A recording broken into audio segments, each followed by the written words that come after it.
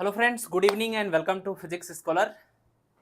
तो आज ये है थर्मल फिजिक्स का लेक्चर नंबर 4, जिसमें हम लोग पिछली क्लास का जो टॉपिक कवर किया था उसके ऊपर बेस्ड कुछ क्वेश्चंस करेंगे और उसके बाद आज की इस क्लास में हम काइनेटिक थ्योरी ऑफ गैसेस के टॉपिक को भी कंप्लीट करेंगे थियरी वाइज। ठीक है ना? ठीक है, टाइम चलिए तो स्टार्ट करते हैं।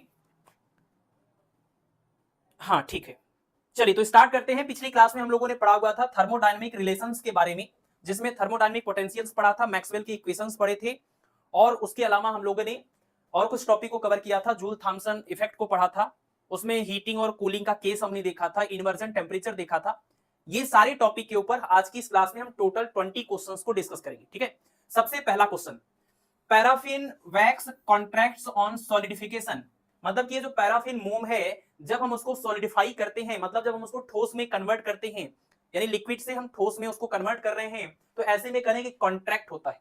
कॉन्ट्रैक्ट होता है मतलब सिकुड़ता है। तो इसका मतलब ये हुआ कि ये जो आपका पैराफिन वैक्स है, अगर हम इसके दो स्टेट की बात करें, सॉलिड और लिक्विड स्टेट की बात करें, तो ये सवाल में बोल रहा है कि जब हम इसको सॉलिडिफाई करते हैं, सॉलिडिफिकेशन करने का मतलब लिक्विड से सॉलिड में कन्वर्ट करते हैं, तो ये कॉन्ट्रैक्ट होती है। यानी यानी ये केस का जो वॉल्यूम है, सॉलिड वाले केस का ये जो वॉल्यूम है, इसको हम लोग 1 मानते हैं, V1। लिक्विड वाले स्टेट में जो वॉल्यूम है उसको हम लोग V2 मानते हैं। तो करें कि ऐसा करने पर ये वॉल्यूम कम है और यानी ये वॉल्यूम ज्यादा है। कुल मिलाकर ये the melting point of the wax will be, तो इस वैक्स के मेल्टिंग पॉइंट पर क्या इफेक्ट पड़ेगा? इंक्रीज विथ प्रेशर, प्रेशर के साथ मेल्टिंग पॉइंट बढ़ जाएगा, मतलब प्रेशर बढ़ाने पर मेल्टिंग पॉइंट बढ़ जाएगा, प्रेशर घटाने पर मेल्टिंग पॉइंट घट जाएगा। ठीक है ना? और कह रहे हैं कि no change with pressure, pressure बदलने के साथ इसमें कोई चेंज नहीं आएगा। Decrease linearly with pressure. ठीक है, तो ये चार ऑप्शन दिए हुए हैं कि प्रेशर को बदलने के साथ इस पे इसकी मेल्टिंग पॉइंट पर क्या इफेक्ट पड़ेगा। तो आपको याद होगा पिछली क्लास में हमने पढ़ा था एक इक्वेशन जिसका नाम है क्लासियस क्लैपेरॉन इक्वेशन, या आप सिर्फ और सिर्फ इसको क्लैपेरॉन इक्वेशन बोल सकते हैं। ठीक है, क्लैपेरॉन ने पहले इसको प्रूव किया था सेकेंड लॉ ऑफ थर्मोडायनेमिक्स को यूज करके, बाद में सेम इक्वेशन को डिराइव कर दिया क्लासियस ने मैक्सवेल के सेकेंड इक्वेशन को यूज करके। ये इंपॉर्टेंट सवाल भी है। तो मैक्सवेल के सेकेंड इक्वेशन को यूज करके इन्होंने भी सेम इक्वेशन को ही डिराइव किया था, इसलिए इनका भी नाम जुड़ गया क्लासियस क्लैपेरॉन इक्वेशन। और ये इक्वेशन क्या था कि dp upon dt is equal to L upon T bracket में V2 माइनस V1। V2 का मतलब यहां पर है लिक्विड स्टेट और V1 का मतलब है सॉलिड स्टेट। और जब बात बॉइलिंग पॉइंट की चले तो V2 का मतलब है वेपर स्टेट और V1 का मतलब है लिक्विड स्टेट, है ना? सॉलिड से लिक्विड में ये लिक्विड होगा और ये सॉलिड होगा, और लिक्विड से वेपर में ये वेपर होगा और ये लिक्विड होगा। ठीक है, तो पैराफिन वैक्स के केस में सॉलिड का जो वॉल्यूम है वो कम है और लिक्विड का वॉल्यूम ज्यादा है। तो बड़ी क्लियर सी बात है कि यहां पर हम V2 माइनस V1 की वैल्यू निकालेंगे तो ये पॉजिटिव आएगा, और V2 माइनस V1 पॉजिटिव का आने का मतलब dp अपॉन dt की वैल्यू क्या हो जाएगी? पॉजिटिव हो जाएगी। और dp अपॉन dt की वैल्यू पॉजिटिव आने का मतलब ये कि अगर हम प्रेशर को बढ़ाएंगे तो ये चेंज इन टेम्परेचर भी बढ़ेगा, यानी कि मेल्टिंग पॉइंट क्या हो जाएगा? बढ़ जाएगा। अगर dp अपॉन dt की वैल्यू पॉजिटिव है और dp का मतलब है चेंज इन प्रेशर और dt का मतलब है चेंज इन टेम्परेचर, तो अगर हम चेंज इन प्रेशर को पॉजिटिव ले रहे हैं, फॉर एग्जांपल ये P2 माइनस P1 होगा और ये अपान में T2 माइनस T1 होगा। तो अगर हम प्रेशर को बढ़ा रहे हैं, मतलब P1 को जब P2 कर रहे हैं इंक्रीज करके, तो प्रेशर को बढ़ाने का मतलब कि ये चेंज इन प्रेशर हो गया पॉजिटिव, और आपको इन दोनों का रेशियो भी पॉजिटिव चाहिए इस केस में। तो अगर ये यहां से इधर जाने पर आप इंक्रीज कर रहे हैं तो ये आएगा आपका पॉजिटिव, तो इसको भी होना पड़ेगा पॉजिटिव ताकि टोटल निकल के आए पॉजिटिव, यानी T2 की वैल्यू ज्यादा हो जाएगी T1 से। तो कुल मिलाकर आप ये बोलेंगे कि प्रेशर बढ़ाने पर मेल्टिंग पॉइंट बढ़ेगा, तो इसका आंसर हो जाएगा इंक्रीजेज विद प्रेशर, मतलब प्रेशर बढ़ाएंगे तो इंक्रीज हो जाएगा मेल्टिंग पॉइंट। ठीक है, दूसरा केस भी समझ लीजिए, आगे आएगा तो एक्सप्लेन करने की जरूरत नहीं पड़ेगी। जो भी सॉलिड इस वाली वैरायटी के होते हैं कि वो लिक्विड में कन्वर्ट होने पर उनका वॉल्यूम बढ़ जाता है। जो भी सॉलिड इस कैटेगरी में है कि उनका लिक्विड स्टेट में जो वॉल्यूम होगा वो सॉलिड स्टेट में वॉल्यूम से ज्यादा होगा, वैसे केस में प्रेशर और मेल्टिंग पॉइंट के बीच में ये रिलेशन होगा कि प्रेशर बढ़ाने पर मेल्टिंग पॉइंट बढ़ेगा और प्रेशर के घटाने पर मेल्टिंग पॉइंट घटेगा। लेकिन अगर कोई इस टाइप का सॉलिड हो जिसके वॉल्यूम स्टेट में, लिक्विड स्टेट में जो वॉल्यूम आए वो सॉलिड स्टेट में वॉल्यूम से कम हो जाए, तो ऐसे केस में क्या होगा? प्रेशर बढ़ाने पर मेल्टिंग पॉइंट घटेगा। और इसका एग्जांपल आपको पता है, आइस हो गया, गैलियम हो गया, बिस्मथ हो गया। तो आइस के केस में अलग कहानी है, बाकी सारे सॉलिड के केस में अलग कहानी है। यहां प्रेशर बढ़ाने पर मेल्टिंग पॉइंट घटता है और बाकियों में प्रेशर बढ़ाने पर मेल्टिंग पॉइंट बढ़ता है। तो ऑप्शन नंबर ए इसका करेक्ट हो जाएगा। ठीक है, ठीक है ना? डिक्रीज नहीं होता है, इंक्रीज होता है। प्रेशर बढ़ाने पर मेल्टिंग पॉइंट इंक्रीज होता है। चलिए क्वेश्चन नंबर 2, मैक्सवेल का थर्मोडायनेमिक रिलेशन, इन चारों में से कौन मैक्सवेल का थर्मोडायनेमिक रिलेशन है? अब अगर आपने इक्वेशन को याद नहीं किया है, उसके तरीके को नहीं समझा है, तो फिर ये क्वेश्चन आप कभी नहीं सॉल्व कर सकते, कोई आपके पास उपाय नहीं है इसका। ठीक है, तो मैक्सवेल के थर्मोडायनेमिक जो चार रिलेशंस थे, वो शॉर्ट में आप देखिए आपने क्या किया था equation number 1, equation number 3, equation number 2, equation number 4, है ना।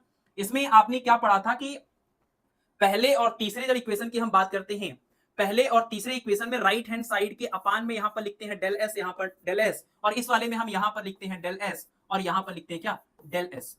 बाकी उसके बाद तरीका आपको पता है, ए सी सी ए, मतलब यहां पर हमें चलना होगा कैसे, एंटी क्लॉकवाइज, और तरीका होगा एस पी टी वी। तो एंटी क्लॉकवाइज चलना है, घड़ी ऐसे चलती है, बिल्कुल उल्टा चलना है, तो एस पी टी और यहां पर वी, ये आप लिखेंगे ऐसे। यहां एस है, यहां वी है, तो यहां एस लिखना, यहां पर V is equal to anticlockwise है तो माइनस लगा दिया। इसमें देख लीजिए, इसमें देख लीजिए, इसमें आपको ए सी सी ए सी मतलब क्लॉकवाइज चलना है, क्लॉक मतलब घड़ी की तरह चलना है, तो यहां पर डेल एस, यहां पर डेल पी, यहां पर डेल टी और यहां पर डेल वी। और उसके बाद आपको पता है कि यहां पर एस है तो यहां पर एस, यहां पर पी है तो यहां पर पी इज इक्वल टू हो जाएगा, क्लॉकवाइज है तो पॉजिटिव रहेगा। इस वाले में ए सी सी ए, तो ये क्लॉकवाइज ये भी चलेगा, एस के बाद यहां पर आएगा पी, यहां पर आएगा टी, यहां पर आएगा वी, और ये आपका हो गया इक्वेशन नंबर 2। और यहां पर इक्वल लगा देंगे, क्लॉकवाइज चल रहे हैं, पॉजिटिव आएगा, यहां टी है, यहां पर वी है। इस वाले में आपको चलना कैसे, ए सी सी ए, एंटी क्लॉकवाइज, एंटी क्लॉकवाइज मतलब घड़ी के बिल्कुल उल्टा, तो ये एस है तो इसके बाद हो जाएगा पी, यहां पर हो जाएगा टी, यहां पर हो जाएगा वी, और आप देखिए एंटी क्लॉकवाइज चल रहे हैं इसलिए यहां पर माइनस भी आएगा, यहां माइनस भी लगेगा, और यहां पर टी है तो यहां पर टी, यहां पर पी है तो यहां पर पी। ये है मैक्सवेल के 4 इक्वेशन, आपको याद रखना पड़ेगा। यही तरीका है, पिछली क्लास में डिटेल में एक्सप्लेन भी किया है। जो लोग पहली बार देख रहे होंगे उनके लिए प्रॉब्लम है, बट आप पिछला लेक्चर देख लीजिएगा, आ जाएगा समझ में, ठीक है। इंपॉर्टेंट बात यहां पर यह है कि ये जो मैक्सवेल का सेकंड इक्वेशन है, इसी वाले इक्वेशन को यूज करके क्लासियस क्लैपेरॉन इक्वेशन डिराइव किया गया था क्लासियस के द्वारा, ठीक है। बाकी ये चारों के चारों इक्वेशन कैसे डिराइव हुए हैं, तो ये आपका इंटरनल एनर्जी यू से, और ये आपका हेल्महोल्ट्ज फ्री एनर्जी एफ से, और ये आपका एंथैल्पी एस से, और ये गिब्स फ्री एनर्जी जी से डिराइव किया गया है, ठीक है। हमें ये पहचानना इन चारों में कौन मैक्सवेल का थर्मोडायनेमिक रिलेशन है, तो मतलब कोई एक होगा, हो सकता है या तो कोई भी ना हो।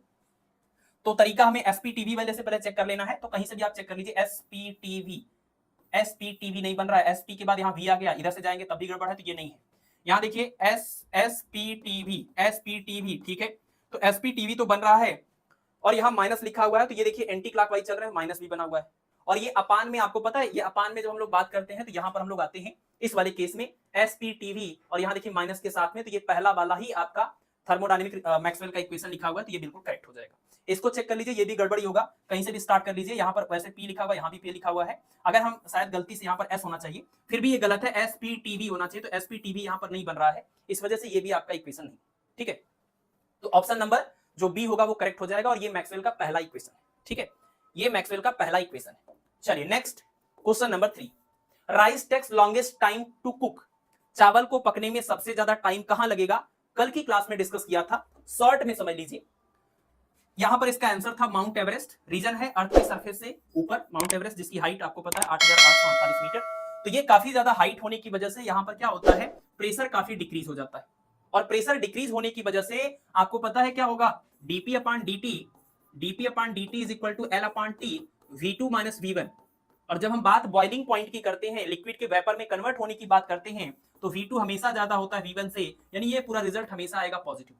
और ये पूरा रिजल्ट पॉजिटिव आने का मतलब, अगर प्रेशर बढ़ेगा तो ये टेम्परेचर भी बढ़ेगा, प्रेशर घटेगा तो टेम्परेचर भी घटेगा, मतलब ऊपर जाने पर प्रेशर घट रहा है तो टेम्परेचर यानी कि जो बॉइलिंग पॉइंट टेम्परेचर है वो भी घट जाएगा, यानी आपका जो वाटर है वो जल्दी से बॉइल होने लगेगा, 100 डिग्री सेल्सियस से कम टेम्परेचर पर ही बॉइल हो जाएगा। और जल्दी बॉइल होने का मतलब ये हुआ कि जो भी हीट देंगे, अब वो हीट स्टेट को चेंज करने में खर्च होगी, न कि लिक्विड के टेम्परेचर को बढ़ाने में, जिसकी वजह से उसके अंदर जो भी आप पका रहे हैं वो देर से पकेगा, क्योंकि उसको हीट नहीं मिल रहा है। तो इसका आंसर ऑप्शन नंबर डी है, कल भी ये डिस्कस हुआ था।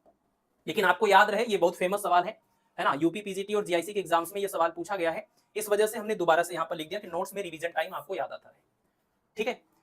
चलिए अगला सवाल है, हाइड्रोजन और helium eight normal temperature show, hydrogen और हीलियम नॉर्मल टेम्परेचर पर क्या शो करते हैं। अब आपको पहले तो इसकी स्टोरी पता होनी चाहिए, कौन से सेंस में बात हो रही है कि कहां क्या शो करते हैं, नॉर्मल टेम्परेचर पर शो करते हैं, तो क्या मतलब इसका हुआ। तो आपने कल की क्लास में पढ़ा था जूल थॉमसन इफेक्ट, कल की क्लास में आपने पढ़ा हुआ जूल थॉमसन इफेक्ट या जूल केल्विन इफेक्ट। इसमें क्या किया गया था, इसमें ये पोरस प्लग था, और ये आपका हाई प्रेशर रीजन था, ये लो प्रेशर रीजन था। आपने गैस को हाई प्रेशर रीजन से लो प्रेशर रीजन की तरफ फ्लो कराया था। तो जब गैस हाई प्रेशर रीजन से लो प्रेशर रीजन की तरफ जाती है तो उसका टेम्परेचर कभी चेंज हो जाता है, कभी चेंज नहीं होता है। और चेंज होने में भी दो बातें होती है कि इधर जाने पर टेम्परेचर बढ़ भी सकता है पहले से, और घट भी सकता है। तो अगर गैस इधर से इधर जाने पर उसका टेम्परेचर बढ़ रहा है that is called heating effect. और अगर टेम्परेचर घट रहा है इसको बोलेंगे कूलिंग इफेक्ट। और अगर टेम्परेचर चेंज नहीं हो रहा है इसका मतलब कि ना तो हीटिंग हुआ और ना ही कूलिंग। तो ये जो जूल थॉमसन इफेक्ट है उसके रेफरेंस में ये सवाल है कि नॉर्मल टेम्परेचर पर अगर हम हाइड्रोजन और हीलियम को इधर से पास कराएं, यहां का टेम्परेचर क्या रहेगा, नॉर्मल टेम्परेचर रहेगा, रूम टेम्परेचर रहेगा। तो अगर हम हाइड्रोजन और हीलियम को नॉर्मल टेम्परेचर पर यहां से इधर पास कराएं तो इधर से इधर जाने पर कौन सा इफेक्ट वो शो करेगी, उसका टेम्परेचर इंक्रीज होगा, डिक्रीज होगा या सेम रहेगा। ठीक है, तो इसके लिए एक बहुत ही इंपॉर्टेंट लाइन आपको हमने बताया था कि अगर T less than T I है, अगर T greater than T I है और अगर T equal to T I है, तो अगर T less than T I है मतलब इधर का जो टेम्परेचर है इस रीजन का, अगर ये टेम्परेचर जिस गैस की हम बात कर रहे हैं उसके इन्वर्जन टेम्परेचर से कम है। हर गैस का होता है अपना क्या, इन्वर्जन टेम्परेचर। जैसे हर कुत्ते का होता है अपना एक इलाका, वैसे ही हर गैस का होता है अपना एक इन्वर्जन टेम्परेचर, जो कि उसके उसके नेचर के ऊपर डिपेंड करेगा। अलग अलग गैस का अलग अलग इन्वर्जन टेम्परेचर होगा। तो जिस भी गैस को आप इधर से इधर पास करा रहे हैं उस गैस का इन्वर्जन टेम्परेचर डिसाइड करेगा कि यहां से यहां जाने पर क्या होने वाला है। तो अगर इस वाले रीजन का टेम्परेचर गैस के इन्वर्जन टेम्परेचर से कम है तो यहां पर आपको मिलेगा कूलिंग इफेक्ट, मतलब गैस इधर से इधर जाकर के ठंडी हो जाएगी, टेम्परेचर कम हो जाएगा। और अगर टी की वैल्यू टी आई से ज्यादा है, गैस के इन्वर्जन टेम्परेचर से ज्यादा ये रूम टेम्परेचर पड़ रहा है, तो ऐसे में आपको हीटिंग इफेक्ट मिलेगा, गैस उस साइड जाकर के उसका टेम्परेचर बढ़ जाएगा। और ऐसे केस में ना तो हीटिंग होगी और ना ही कूलिंग होगी, ना तो हीटिंग होगी और ना ही कूलिंग होगी। और ध्यान रखिएगा यही जो बात लिखी गई है यही इन्वर्जन टेम्परेचर की डिफिनीशन भी है। इन्वर्जन टेम्परेचर का मतलब वो टेम्परेचर जिस टेम्परेचर पर गैसों में जूल थॉमसन इफेक्ट नाम की फेनोमेना में ना तो हीटिंग हो रही हो और ना ही कूलिंग हो रही हो, उस पर्टिकुलर टेम्परेचर को गैस का हम इन्वर्जन टेम्परेचर बोलते हैं और ये इसका फार्मूला है। ठीक है, तो ये डिफिनीशन भी है इन्वर्जन टेम्परेचर की। तो देखिए हाइड्रोजन और हीलियम की हम बात करें तो हाइड्रोजन और हीलियम के लिए जो इन्वर्जन टेम्परेचर होता है, हाइड्रोजन के लिए कुछ -80 था शायद, देख लीजिएगा -80 डिग्री सेल्सियस, और हीलियम के लिए -238 या 240 भी लिखा जाता है डिग्री सेल्सियस। तो हाइड्रोजन और हीलियम के लिए जो इन्वर्जन टेम्परेचर की वैल्यूज हैं वो बहुत ही ज्यादा कम है, माइनस में लिखा हुआ है। और रूम टेम्परेचर क्या है, इनके लिए बहुत ही हाई टेम्परेचर है। तो रूम टेम्परेचर ये जो टी है, T equal to 27 degree Celsius, तो ये रूम टेम्परेचर या नॉर्मल टेम्परेचर इन दोनों गैसेस के इन्वर्जन टेम्परेचर से काफी ज्यादा है। और आपने कहा कि अगर रूम टेम्परेचर इन्वर्जन टेम्परेचर से ज्यादा है, इधर का टेम्परेचर अगर इन्वर्जन टेम्परेचर से ज्यादा है तो हीटिंग इफेक्ट होगा। तो आपका हाइड्रोजन और हीलियम जब इधर से इधर पास होगा तो इस कंडीशन को सेटिस्फाई करेगा और पास होने के बाद वो आपका हीटिंग इफेक्ट शो करेगा नॉर्मल टेम्परेचर पर। जबकि बाकी सारी गैसेस का जो इन्वर्जन टेम्परेचर होता है वो रूम टेम्परेचर से ज्यादा होता है और इस वजह से ये वाली कंडीशन यहां पर सेटिस्फाई होती है और वो लोग कूलिंग इफेक्ट शो करते हैं। तो ये इंपॉर्टेंट सवाल है कि नॉर्मल टेम्परेचर पर सारी गैसेस कूलिंग इफेक्ट शो करती हैं, लेकिन हाइड्रोजन और हीलियम एक हीटिंग इफेक्ट शो करते हैं और उसका रीजन है उनका इन्वर्जन टेम्परेचर। ठीक है, चलिए अगला सवाल, क्वेश्चन नंबर 5। क्वेश्चन नंबर 5, ठीक है, question number 5, Helmholtz free energy function is defined by. अब आपने चार तरह के थर्मोडायनेमिक पोटेंशियल के फार्मूले पढ़े थे, आपको वो फार्मूले याद करने होंगे। पहला आपने इंटरनल एनर्जी के लिए पढ़ा था, दूसरा आपने एफ के लिए पढ़ा था जिसको हम ए से भी रिप्रेजेंट करते हैं, और तीसरा आपका था एच, और लास्ट आपका था क्या, ये जी।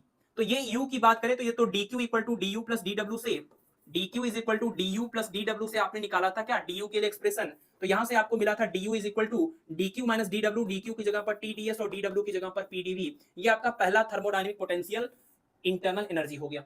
दूसरा जिसको हम हेल्महोल्ट्ज फ्री एनर्जी बोलते हैं, इसका फार्मूला क्या था, F is equal to U minus T S, ये इसके लिए आपको याद करना पड़ेगा।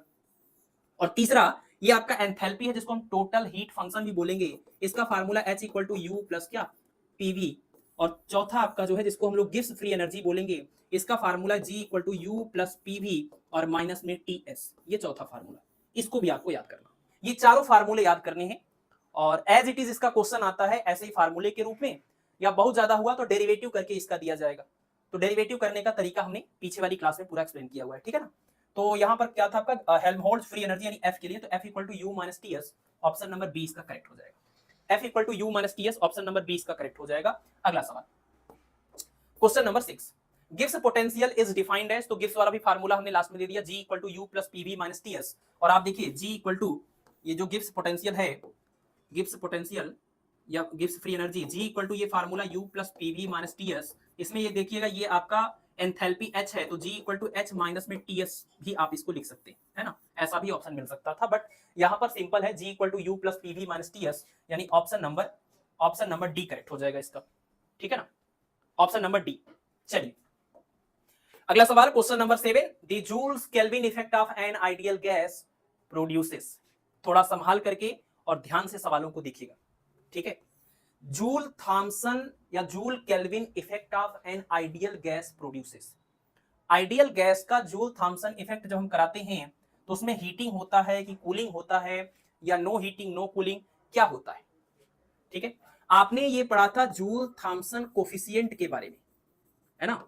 और जूल थॉमसन कोफिशिएंट से ही आपने ये डिसाइड किया था कि हीटिंग होगा कि कूलिंग होगा या कुछ नहीं होगा। फार्मूला इसका था mu is equal to del T upon del P at constant enthalpy. ध्यान से इसको देख लीजिए, यही कई सारे सवाल बनेंगे आगे चल के कि जूल थॉमसन कोफिशिएंट या Joule Kelvin coefficient mu equal to del T upon del P at constant enthalpy H, और इसी को आगे हम लिखते हैं 1 अपॉन सीपी। सीपी मतलब यह है molar specific heat at constant pressure, और यहां पर टी, और ये del T upon del V at constant P और माइनस में वी। ये इसका फार्मूला है। जूल थॉमसन कोफिशिएंट का ये फार्मूला है del T upon del P at constant H is equal to 1 upon CP, यहां पर T del T upon del V, ठीक है ना। उल्टा हो गया शायद, ये एक सेकंड मुझे चेक करने दीजिए। यहां पर अल्फा आया था ना, तो अल्फा का फार्मूला क्या होता है, change in volume upon initial volume into change, हाँ ठीक है, ये उल्टा हो गया। तो यहां पर हो जाएगा आपका डेल वी और अपान में ये क्या डेल टी और ये माइनस में वी, ठीक है। ये आपका फार्मूला। और हमने आपको बताया था कि ये जब हम इसको डिराइव करते हैं फॉर एन आइडियल गैस, तो आइडियल गैस के लिए इसको डिराइव करने के बाद फाइनल रिजल्ट आया था म्यू इक्वल टू 0। और म्यू इक्वल टू यानी आइडियल गैस के लिए जूल थॉमसन कोफिशिएंट 0 होता है, रियल गैस के लिए 0 नहीं होता है। और म्यू इक्वल टू 0 को अगर आप यहां से देखें तो del T upon del P at constant enthalpy. एक तो यही इंपॉर्टेंट सवाल है कि जूल थॉमसन इफेक्ट में कौन सी क्वांटिटी कांस्टेंट होती है पोरस प्लग के लेफ्ट साइड और राइट साइड में। जब गैस एक साइड से दूसरे साइड जा रही है, हायर प्रेशर रीजन से लोअर प्रेशर रीजन में, तो कौन सी क्वांटिटी, टेम्परेचर तो बदल रहा है, कौन सी क्वांटिटी कांस्टेंट रहती है इस पूरे प्रोसेस में, तो इस प्रोसेस में एंथैल्पी कांस्टेंट रहती है। इसी वजह से यहां पर हर बार एच लिखा गया, ठीक है। और आइडियल गैस के लिए म्यू की वैल्यू 0 होती है, जूल थॉमसन कोफिशिएंट 0 होता है।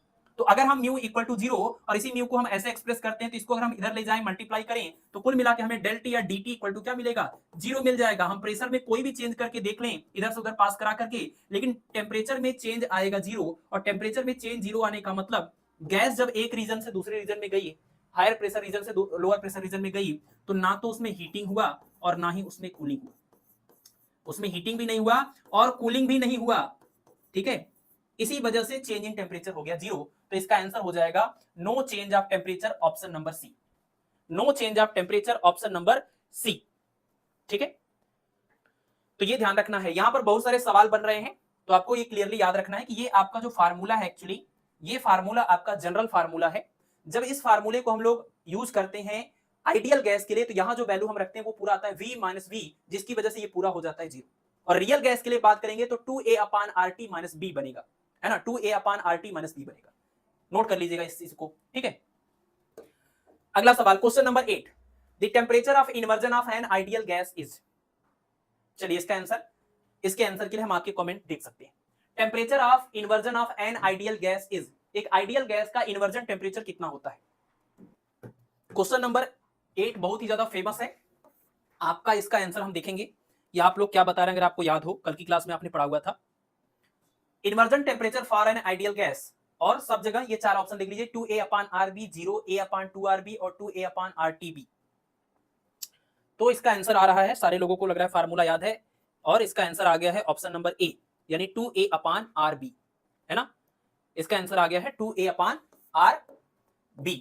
तो आप यहां पर नोट कर लेंगे इस चीज को कि आइडियल गैस और रियल गैस, ठीक है। तो आइडियल गैस के केस में अभी अभी हमने नोटिस किया कि गैस जब एक रीजन से दूसरे रीजन में जाती है तो चेंज इन टेम्परेचर होता है 0। चेंज इन टेम्परेचर होता है 0, इसका मतलब गैस इधर से उधर जाने पर उसमें कोई भी टेम्परेचर का चेंज नहीं होता है।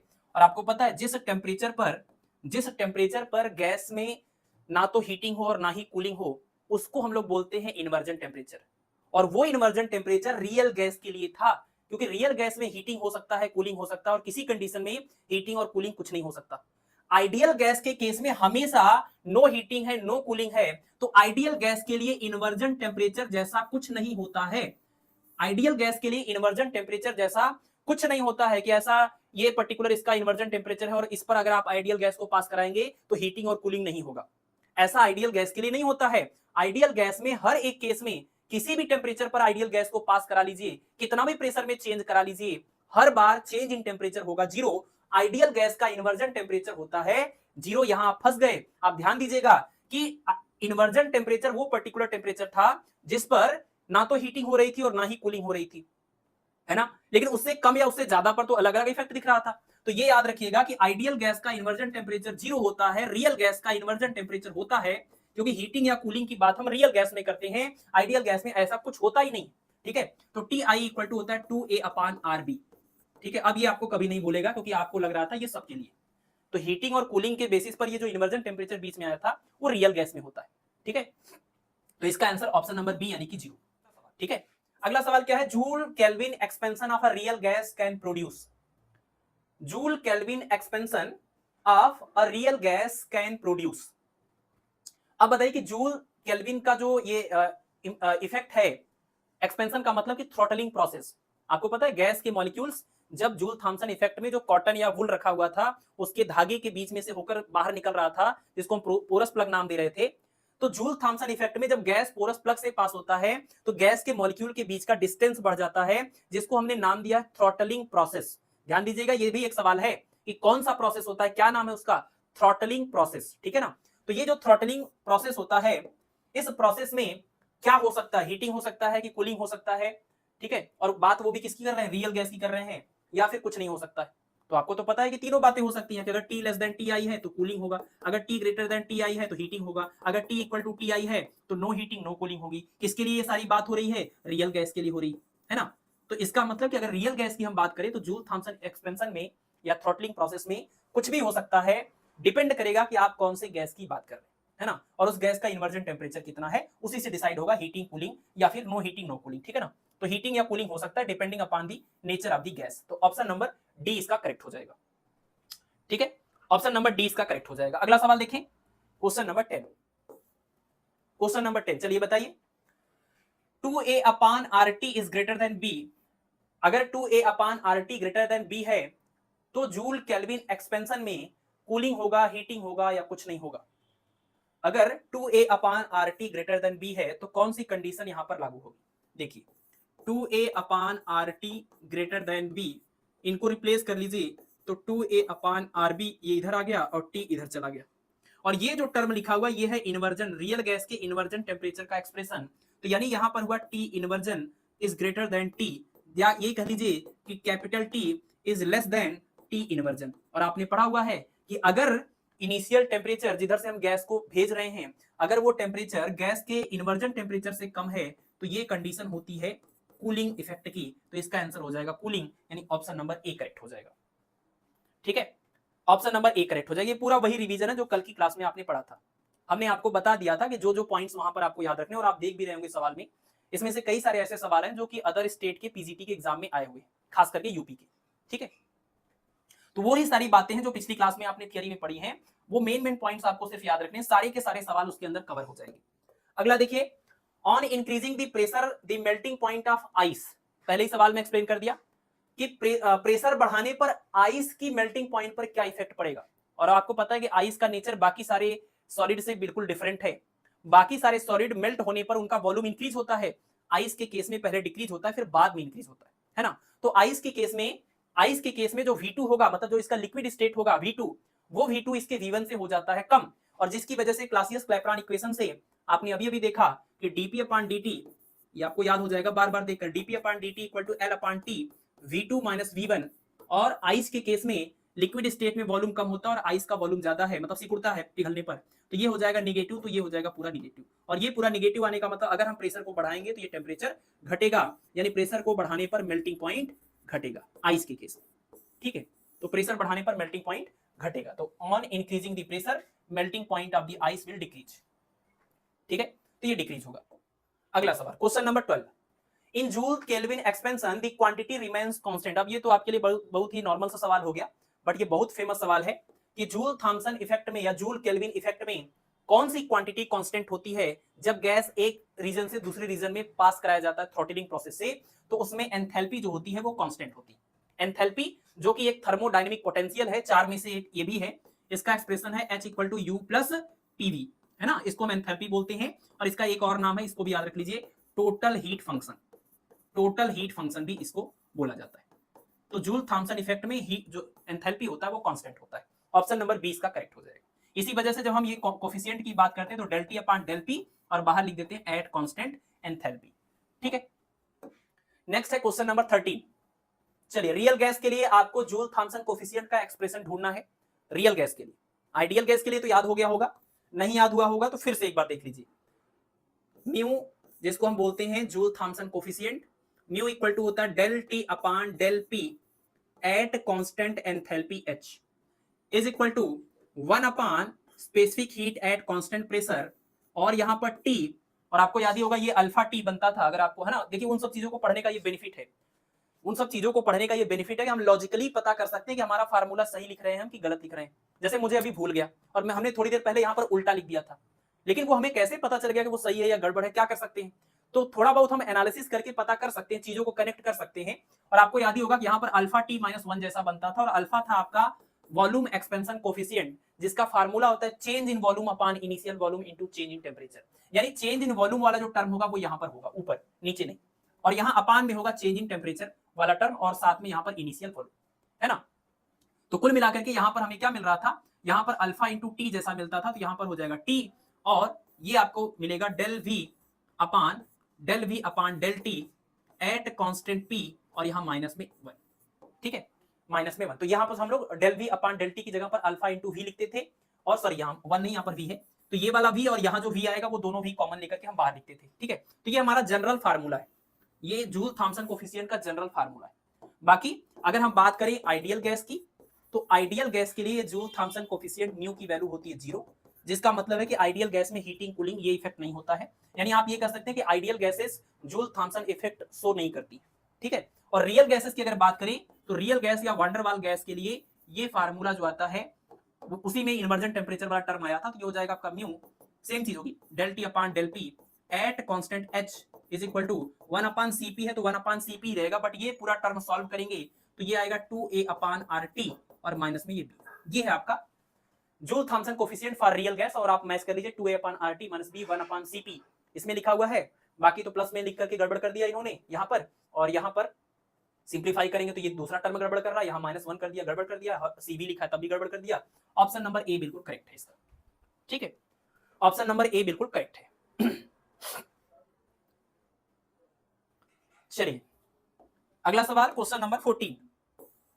जूल केल्विन कोफिशिएंट इज, तो ये अब आपको याद रहेगा del T upon del P at constant enthalpy. यहां देखिए del T upon del P है, यहां भी del T upon del P है, लेकिन ये एट कांस्टेंट एंट्रोपी और ये एट कांस्टेंट टेम्परेचर बोल रहे हैं, जो कि नहीं होता है, एट कांस्टेंट एंथैल्पी होता है। ये डिफरेंस आपको याद रखना था, बाकी तो ये डेरिवेटिव वाला टर्म सेम ही था। तो इसका ऑप्शन नंबर बी करेक्ट हो जाएगा क्वेश्चन नंबर 14 का। ठीक है, ऑप्शन नंबर बी करेक्ट हो जाएगा। अगला देखिए क्वेश्चन नंबर 15। चलिए, विच one of the following is not Maxwell's equation. आपको ढूंढना है कि इसमें कौन मैक्सवेल का इक्वेशन नहीं है। चलिए आप लोग ढूंढ के बताइए, और अब आपको आइडिया लग ही गया होगा कि मैक्सवेल के इक्वेशन को ढूंढने के लिए क्या करना होगा। एसपीटीवी चेक कर लीजिए, और क्लॉकवाइज एंटी क्लॉकवाइज की वजह से प्लस माइनस चेक कर लीजिए, है ना, और उसके बाद फिर कुछ बचता नहीं, उतने से ही पता चल जाएगा आपको। ठीक है, जो जैसे लिखा हुआ है बस आप उसमें एसपीटीवी चेक कर लीजिए, और प्लस माइनस सब ठीक है अपनी जगह पर है कि नहीं है ये भी आप चेक कर सकते हैं। क्वेश्चन नंबर 14, चलिए चेक करते हैं, ज्यादा टाइम नहीं देंगे। यहां पर देखिए, यहां से अगर हम स्टार्ट कर रहे हैं, पहली बात तो आपको वो बात याद होनी चाहिए कि पहले और दिमाग में छप जाना चाहिए, पहले और तीसरे इक्वेशन के राइट हैंड साइड के अपान में लिखा था हमने डेल एस, दूसरे और चौथे में लेफ्ट हैंड साइड के न्यूमरेटर में लिखा था डेल एस, और उसके बाद ए सी सी ए का सीक्वेंस चलेगा, एंटी क्लॉकवाइज क्लॉकवाइज क्लॉकवाइज और एंटी क्लॉकवाइज। इक्वेशन नंबर 1 2 3 और 4 ये सीक्वेंस चलेगा। और क्या बनाना है हमेशा, साइकिल किसका बनाना है, एसपीटीवी का। तो चेक करते हैं, जैसे यहां पर इन्होंने लिख दिया लेफ्ट हैंड साइड के न्यूमरेटर में लिख दिया, मतलब ये बात हम दिमाग में रख सकते हैं कि ये इक्वेशन नंबर 2 या इक्वेशन नंबर 4 जैसा कुछ होगा। ठीक है, तो चलिए, तो ये एसपीटीवी से देखिए, ये एस है, ये पी है, ये टी है, ये वी है, बहुत सही बन रहा है, ये अच्छे से जा रहा है, तो एसपीटीवी बन गया, एसपीटीवी बन गया। और ये ऊपर जब लिखा हुआ है और एसपीटीवी आप देखिए ये क्लॉकवाइज चल रहा है, तो क्लॉकवाइज चलते टाइम यहां पर प्लस होना चाहिए, तो यहां पर प्लस भी है, तो ये तो बिल्कुल ठीक बन गया, ये आपका इक्वेशन है। अच्छा, ये पूछ रहे हैं कौन नहीं है, ठीक है, तो ये तो है मैक्सवेल का इक्वेशन, ये तो है, और कौन सा वाला है ये भी पता चल गया, ये दूसरा वाला इक्वेशन, सेकंड इक्वेशन। ठीक है, यहां पर देखिए, अगर यहाँ राइट हैंड साइड के अपान में लिखा हुआ मतलब ये पहले और तीसरे में से कोई एक हो सकता है। पहला चलता है एंटी क्लॉकवाइज और तीसरा वाला चलता है क्लॉकवाइज। तो यहां देखिए एसपीटीवी तो ऐसे चल रहे हैं, है ना, कैसे चल रहे हैं, एंटी क्लॉकवाइज। तो एंटी क्लॉकवाइज कौन चलता है, पहला वाला इक्वेशन जिसके अपान में राइट हैंड साइड के अपान में डेल एस लिखा होता है और ए से स्टार्ट होता है एंटी क्लॉकवाइज। तो ये बिल्कुल एंटी क्लॉकवाइज भी चल रहा है, माइनस भी लिखा हुआ है, एसपीटीवी भी बन रहा है। तो इसका मतलब ये हुआ आपका मैक्सवेल का पहला इक्वेशन, ये पहला है ये दूसरा है। इसमें देखते हैं एसपीटीवी, इसमें देखिए एसपी यहां पर वी आ गया और यहाँ टी है, इधर से चलेंगे तो टी मिल जाएगा तुरंत। तो ये नहीं बन पा रहा, ना तो इधर से बन रहा है एसपीटीवी और ना तो इधर से बन रहा है। तो ये गलत मैक्सवेल का इक्वेशन है, जो गलत है वही सही है, क्योंकि जो नहीं है वही पूछ रहे थे। यहां पर भी बनेगा और आप चेक कर लीजिए यहां से कहां पर है, ये है।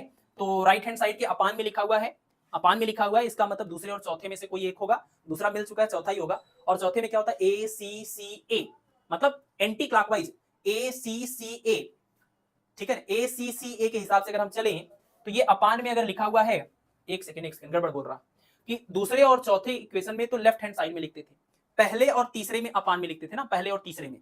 तो पहले और तीसरे में राइट हैंड साइड के अपान में लिखते थे, तो यानी ये पहले और तीसरे में से कोई एक होगा। और यहां पर देख लीजिए एसपीटीवी क्लॉकवाइज चल रहे हैं और क्लॉकवाइज चल रहे हैं, इसलिए पॉजिटिव भी लिखा हुआ है।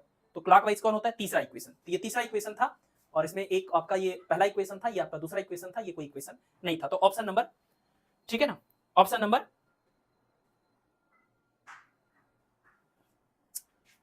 नहीं, इसमें पूछ रहे थे कौन मैक्सवेल का इक्वेशन नहीं है, तो यहां पर ये वाला ऑप्शन नंबर सी जो है वो मैक्सवेल का इक्वेशन नहीं, बाकी तीनों मैक्सवेल के इक्वेशन है।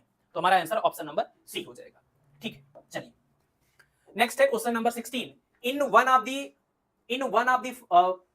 Of the Maxwell's relation del S upon del P at constant T equals, अलग तरीके से पूछ रहे हैं, एक पोर्शन देकर के दूसरा पोर्शन पूछ रहे हैं और del S upon del P type का लिखा हुआ है इन्होंने। अब आप देख लीजिए, आपको वो बात याद होनी चाहिए कि न्यूमरेटर में एस लिखा हुआ है कि डिनोमिनेटर में एस लिखा हुआ है ना। बाकी राइट और लेफ्ट हैंड साइड को तो आपस में इंटरचेंज भी करेंगे तो उससे कोई इशू बनेगा नहीं। तो न्यूमरेटर में आपको पता है, इस वाले पहले वाले में और तीसरे वाले में इधर हम राइट हैंड साइड के अपान में लिखते थे, मतलब डिनोमिनेटर में। दूसरे और चौथे में हम लोग न्यूमरेटर में लिखते थे डेल एस, यहाँ डेल एस और यहाँ पर डेल एस, ऐसे, है ना। तो आप देखिए यहां से दो बातें हैं कि अगर आप दूसरे इक्वेशन की बात करिए, ये ए होता, ये सी होता, ये सी होता, ये ए होता है। तो दूसरे और चौथे की बात कर लेते हैं, क्लॉकवाइज इसको घुमाना है तो एसपीटीवी कर लीजिए। तो डेल एस हो जाएगा, डेल पी हो जाएगा, डेल टी हो जाएगा और डेल वी हो जाएगा। हमें तो ये चाहिए नहीं था, हमें तो del S upon del P चाहिए था, मतलब हमें ये वाला काम नहीं करना है, हमें del S upon del P वाला चाहिए। तो अब देखिए ये क्लॉकवाइज था, ये एंटी क्लॉकवाइज। एंटी क्लॉकवाइज मतलब घड़ी के बिल्कुल उल्टा, तो उल्टा मतलब ऐसे चलना है। तो del S, del P, del T और ये डेल वी, है ना। Del S, del P, del T और डेल वी। हम एंटी क्लॉकवाइज घूम गए और एंटी क्लॉकवाइज घूम गए तो माइनस भी लगाना पड़ेगा, इक्वल के बाद यहां माइनस आ जाएगा और ये टी को इधर लिखेंगे, ये पी को इधर लिखेंगे। तो del S upon del P at constant temperature is equal to del V upon del T at constant pressure. Del V upon del T, del V upon del T at constant pressure, और anti clockwise होने की वजह से minus भी आएगा। इसका option number B correct हो जाएगा, ठीक है। ऑप्शन नंबर बी इसका करेक्ट हो जाएगा। और अगर आपसे इसी में del S upon del V करके पूछते तो फिर आप इसके इक्वल कर लेते इक्वेशन नंबर 2 से, ठीक है। तो ऑप्शन नंबर 20 का करेक्ट हो जाएगा। चलिए नेक्स्ट है क्वेश्चन नंबर 17। थर्मोडायनामिकल पोटेंशियल्स आर, कौन से चार लोग हैं जिनको हम थर्मोडायनामिक पोटेंशियल्स बोलते हैं। तो आपको पता है कि थर्मोडायनामिक पोटेंशियल्स चार ऐसे एनर्जी के टर्म होते हैं जिनकी हेल्प से हम किसी भी थर्मोडायनामिक सिस्टम के स्टेट को रिप्रेजेंट कर सकते हैं प्रॉपर्ली। इनको हम लोग थर्मोडायनामिक पोटेंशियल के नाम से बुलाते हैं, एनर्जी होती है ये। और थर्मोडायनामिक जो पोटेंशियल्स होती हैं ये स्टेट फंक्शन होती है, स्टेट को रिप्रेजेंट करती हैं। ये बात ध्यान रखिएगा, ये स्टेट वेरिएबल्स हैं और स्टेट वेरिएबल्स का मतलब ये कि ये परफेक्ट डिफरेंशियल भी होती हैं। ये सब बातें भी आप थोड़ा थोड़ा दिमाग में रखिए, ये परफेक्ट डिफरेंशियल होती है, ठीक है। नाम आपको याद है इन चारों का, इंटरनल एनर्जी होता है, हेल्महोल्ट्ज फ्री एनर्जी होता है, इसके अलावा आपका एंथैल्पी होता है जो कि जूल थॉमसन इफेक्ट में कांस्टेंट था, और गिब्स फ्री एनर्जी होती है। ये चार आपके जो होते हैं इनको हम थर्मोडायनामिक पोटेंशियल बोलेंगे। तो सीक्वेंस आगे पीछे हो सकता है, यू है, एफ है, एच है और जी है। यू है, एफ है, एच है और जी है। ऑप्शन नंबर ए करेक्ट हो जाएगा, ठीक है ना। बाकी इसमें एंट्रोपी ने काम बिगाड़ा, इसमें प्रेशर ने काम बिगाड़ा और इसमें दोनों ने काम बिगाड़ा, तीनों ने काम बिगाड़ा, ठीक है। और चारों ने काम बिगाड़ा, कोई मतलब नहीं इसमें, ठीक है। चलिए next question number 18। Which one of the following Maxwell equation leads to the Clausius-Clapeyron equation? और कल की क्लास में हम आपको यही बार बार बता रहे थे कि चारों मैक्सवेल इक्वेशन में से कौन से मैक्सवेल इक्वेशन से और किसने क्लासियस क्लैपेरॉन इक्वेशन को डिराइव किया था, जिसके बेसिस पर हम लोग मेल्टिंग और बॉइलिंग पॉइंट का इफेक्ट देख रहे हैं प्रेशर के चेंज होने पर। dp upon dt equal to L upon T v2 minus v1, ये जो इक्वेशन है जिसको हम क्लासियस क्लैपेरॉन इक्वेशन बोलते हैं वो आपको ध्यान रखना पड़ेगा, क्योंकि ये फेमस सवाल है। ये फेमस सवाल है कि कौन से इक्वेशन से डिराइव हुआ है। तो पहली बात, उस इक्वेशन का ओरिजिनल नाम अगर कहें तो उसका ओरिजिनल नाम है Clapeyron latent heat equation, dp upon dt is equal to L upon T bracket में V2 माइनस V1, है ना। ये जो इक्वेशन है इसका नाम है क्लैपेरॉन लेटेंट हीट इक्वेशन या फर्स्ट लेटेंट हीट इक्वेशन बोलेंगे, फर्स्ट लेटेंट हीट इक्वेशन, इसी का नाम है फर्स्ट लेटेंट हीट इक्वेशन। ये जो क्लैपेरॉन का लेटेंट हीट इक्वेशन है या फर्स्ट लेटेंट हीट इक्वेशन है, इसको क्लैपेरॉन ने डिराइव किया था सेकंड लॉ ऑफ थर्मोडायनेमिक्स, यानी कि Carnot reversible Carnot heat engine के कॉन्सेप्ट को यूज करके डिराइव किया था। आपकी बुक्स में डेरिवेशन भी दिया हुआ है ना। तो ये थर्मोडायनेमिक्स हुआ। तो सेकंड लॉ ऑफ थर्मोडायनेमिक्स से डिराइव किया क्लैपेरॉन ने, और पहले डिराइव किया। बाद में सेम इक्वेशन को क्लासियस ने भी डिराइव कर दिया, बिल्कुल एग्जैक्ट सेम इक्वेशन को, लेकिन इन्होंने यूज किया था सेकंड मैक्सवेल थर्मोडायनेमिकल इक्वेशन। तो मैक्सवेल का जो सेकंड इक्वेशन था उसको यूज किया था क्लासियस ने। और मैक्सवेल का सेकंड इक्वेशन क्या होता है अब आपको यहां पर ढूंढना पड़ेगा, है ना, क्योंकि सवाल है कि which one of the following Maxwell equation leads to the Clausius Clapeyron equation. इसी का नाम इनके साथ भी जुड़ गया, तो दोनों लोगों के साथ ये नाम लिया जाता है कई बार। तो क्लासियस क्लैपेरॉन ये इक्वेशन या लेटेंट हीट का फर्स्ट इक्वेशन क्लासियस ने कौन से इक्वेशन से डिराइव किया था। पहले तो ये याद होना चाहिए सेकंड वाला इक्वेशन इसमें इन्वॉल्व था। अब आपको ये ढूंढना पड़ेगा कि इसमें सेकंड इक्वेशन कौन है, ये ढूंढना पड़ेगा सेकंड इक्वेशन कौन है। तो कैसे ढूंढेंगे, कैसे ढूंढेंगे, ACCA, और लिखने का तरीका पहले और तीसरे में राइट हैंड साइड के अपान में हम लोग डेल एस लिखते हैं, और दूसरे और चौथे में लेफ्ट हैंड साइड के न्यूमरेटर में लिखते हैं। तो यहां पर न्यूमरेटर में आएगा। हमें इसी वाले इक्वेशन की बात करनी है, यानी यहां रहेगा डेल एस, और ACCA क्लॉकवाइज घूमना पड़ेगा। तो क्लॉकवाइज घूमने के लिए डेल एस के बाद एसपीटी भी बनाना है, del S del P del T और क्या डेल भी बन जाएगा। तो ये हो गया हमारा इक्वेशन, और यहाँ इक्वल बन जाएगा। क्लॉकवाइज घूम रहे हैं तो इसलिए प्लस रहेगा, यहाँ कांस्टेंट टेम्परेचर पर और यहाँ कांस्टेंट वॉल्यूम पर। ये हुआ मैक्सवेल का सेकंड इक्वेशन, और इसी इक्वेशन को यूज करके क्लासियस क्लैपेरॉन इक्वेशन को क्लासियस ने डिराइव किया था। ठीक है, तो ढूंढ लीजिए del S upon del V at constant T equal to del P upon del T at constant V. Option number D इसका करेक्ट हो जाएगा। ठीक है, ऑप्शन नंबर डी करेक्ट हो जाएगा। Question number 18। ठीक है, चलिए नेक्स्ट है क्वेश्चन नंबर 19। दो क्वेश्चन और हैं। Question number 19, the iceberg melts eight the base but not at the top because. Iceberg जो होता है मतलब कि जो तैरता हुआ आपका बर्फ का पहाड़ है, ये जो आपका आइसबर्ग है, ये आइसबर्ग कह रहे हैं ये मेल्ट होता है एट दी बेस, यहां बेस पर वो मेल्ट हो जाता है। यहां पर ये जो बर्फ है वो पिघलती है, लेकिन ऊपर वाली बर्फ तो नहीं पिघलती है। इसका कारण आपको बताना है। ठीक है, सोच समझ के बताना है, कुछ ना कुछ आपने जरूर पढ़ा होगा जो इससे रिलेट कर रहा होगा। Base of iceberg remains in warmer condition, यहां पर ज्यादा टेम्परेचर होता है, ज्यादा गर्म होता है, इस वजह से मेल्ट होता है। Ice eight base contains impurities, यहां पर इंप्योरिटीज ज्यादा होती है, इस वजह से बॉइलिंग पॉइंट मेल्टिंग पॉइंट घट जाता है और जल्दी से पिघल जाता है। Due to high pressure melting point of ice at the base lowered, high pressure की वजह से यहां पर बेस पर जो है आपके बर्फ का मेल्टिंग पॉइंट घट जाता है। और लास्ट है ice at the top is out of different kind, मतलब ये तो सबसे अच्छा ऑप्शन लगा कि कुछ नहीं समझ में आ रहा है तो आप ये बोल सकते हैं कि यहाँ वाला बर्फ ही थोड़ा अलग था, है ना, इस वजह से वो पिघल गया और बाकी नहीं पिघला। तो लास्ट ऑप्शन में ये बोलना कि ये डिफरेंट था बाकी पोर्शन से। तो बताइए इन चारों में से कौन सा ऑप्शन करेक्ट है। ये मैं आपसे इसका आंसर लूंगा, मैं इसका आंसर आपसे। हाँ, लेकिन अब आप लोग इतने समझदार तो हो ही गए हैं कि आप पकड़ लेंगे, है ना। ऑप्शन ही इस तरीके का दिया हुआ है कि आप गेस तो कर ही लेंगे कौन सी बात इसमें सही है। और सबसे बड़ी बात ये होती है कि जब चैप्टर चल रहा होता है तो वैसे भी ऑटोमेटिकली दिमाग में फिक्स है कि ये कॉन्सेप्ट इसमें अप्लाई हो रहा है। जब ये क्वेश्चन आपका मिक्स करके पूरे एग्जाम में पूरा कंबाइन करके आता है तब प्रॉब्लम होती है कि ये कहाँ से कौन से टॉपिक से रिलेट कर रहा है और इसका क्या है ना, तब उतना क्लियर नहीं होता। अभी तो आप रिसेंट कल ही सारी थियरी पढ़े हैं और आपको पता ही है। तो कुल मिलाकर के आपको पता है बेस पर क्या होगा, प्रेशर ज्यादा होगा। क्यों प्रेशर ज्यादा होगा, क्योंकि ये पूरा प्रेशर यहाँ पर काम कर रहा होगा इसकी इस हाइट की वजह से। तो यहाँ पर बेस में प्रेशर की वैल्यू होगी ज्यादा। और आपको पता है आइस के केस में V2 माइनस V1 जो होता है वो होता है निगेटिव, जिसकी वजह से dp अपॉन dt हो जाता है निगेटिव। और dp अपॉन dt के निगेटिव होने का मतलब प्रेशर बढ़ने से मेल्टिंग पॉइंट घटेगा।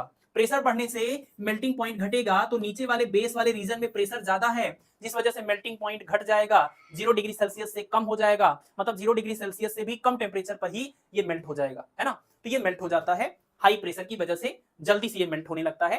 तो इसका आंसर हो जाएगा ऑप्शन नंबर सी, ठीक है। Due to high pressure melting point of the ice at the base is lowered, है ना, ये बिल्कुल करेक्ट हो जाएगा।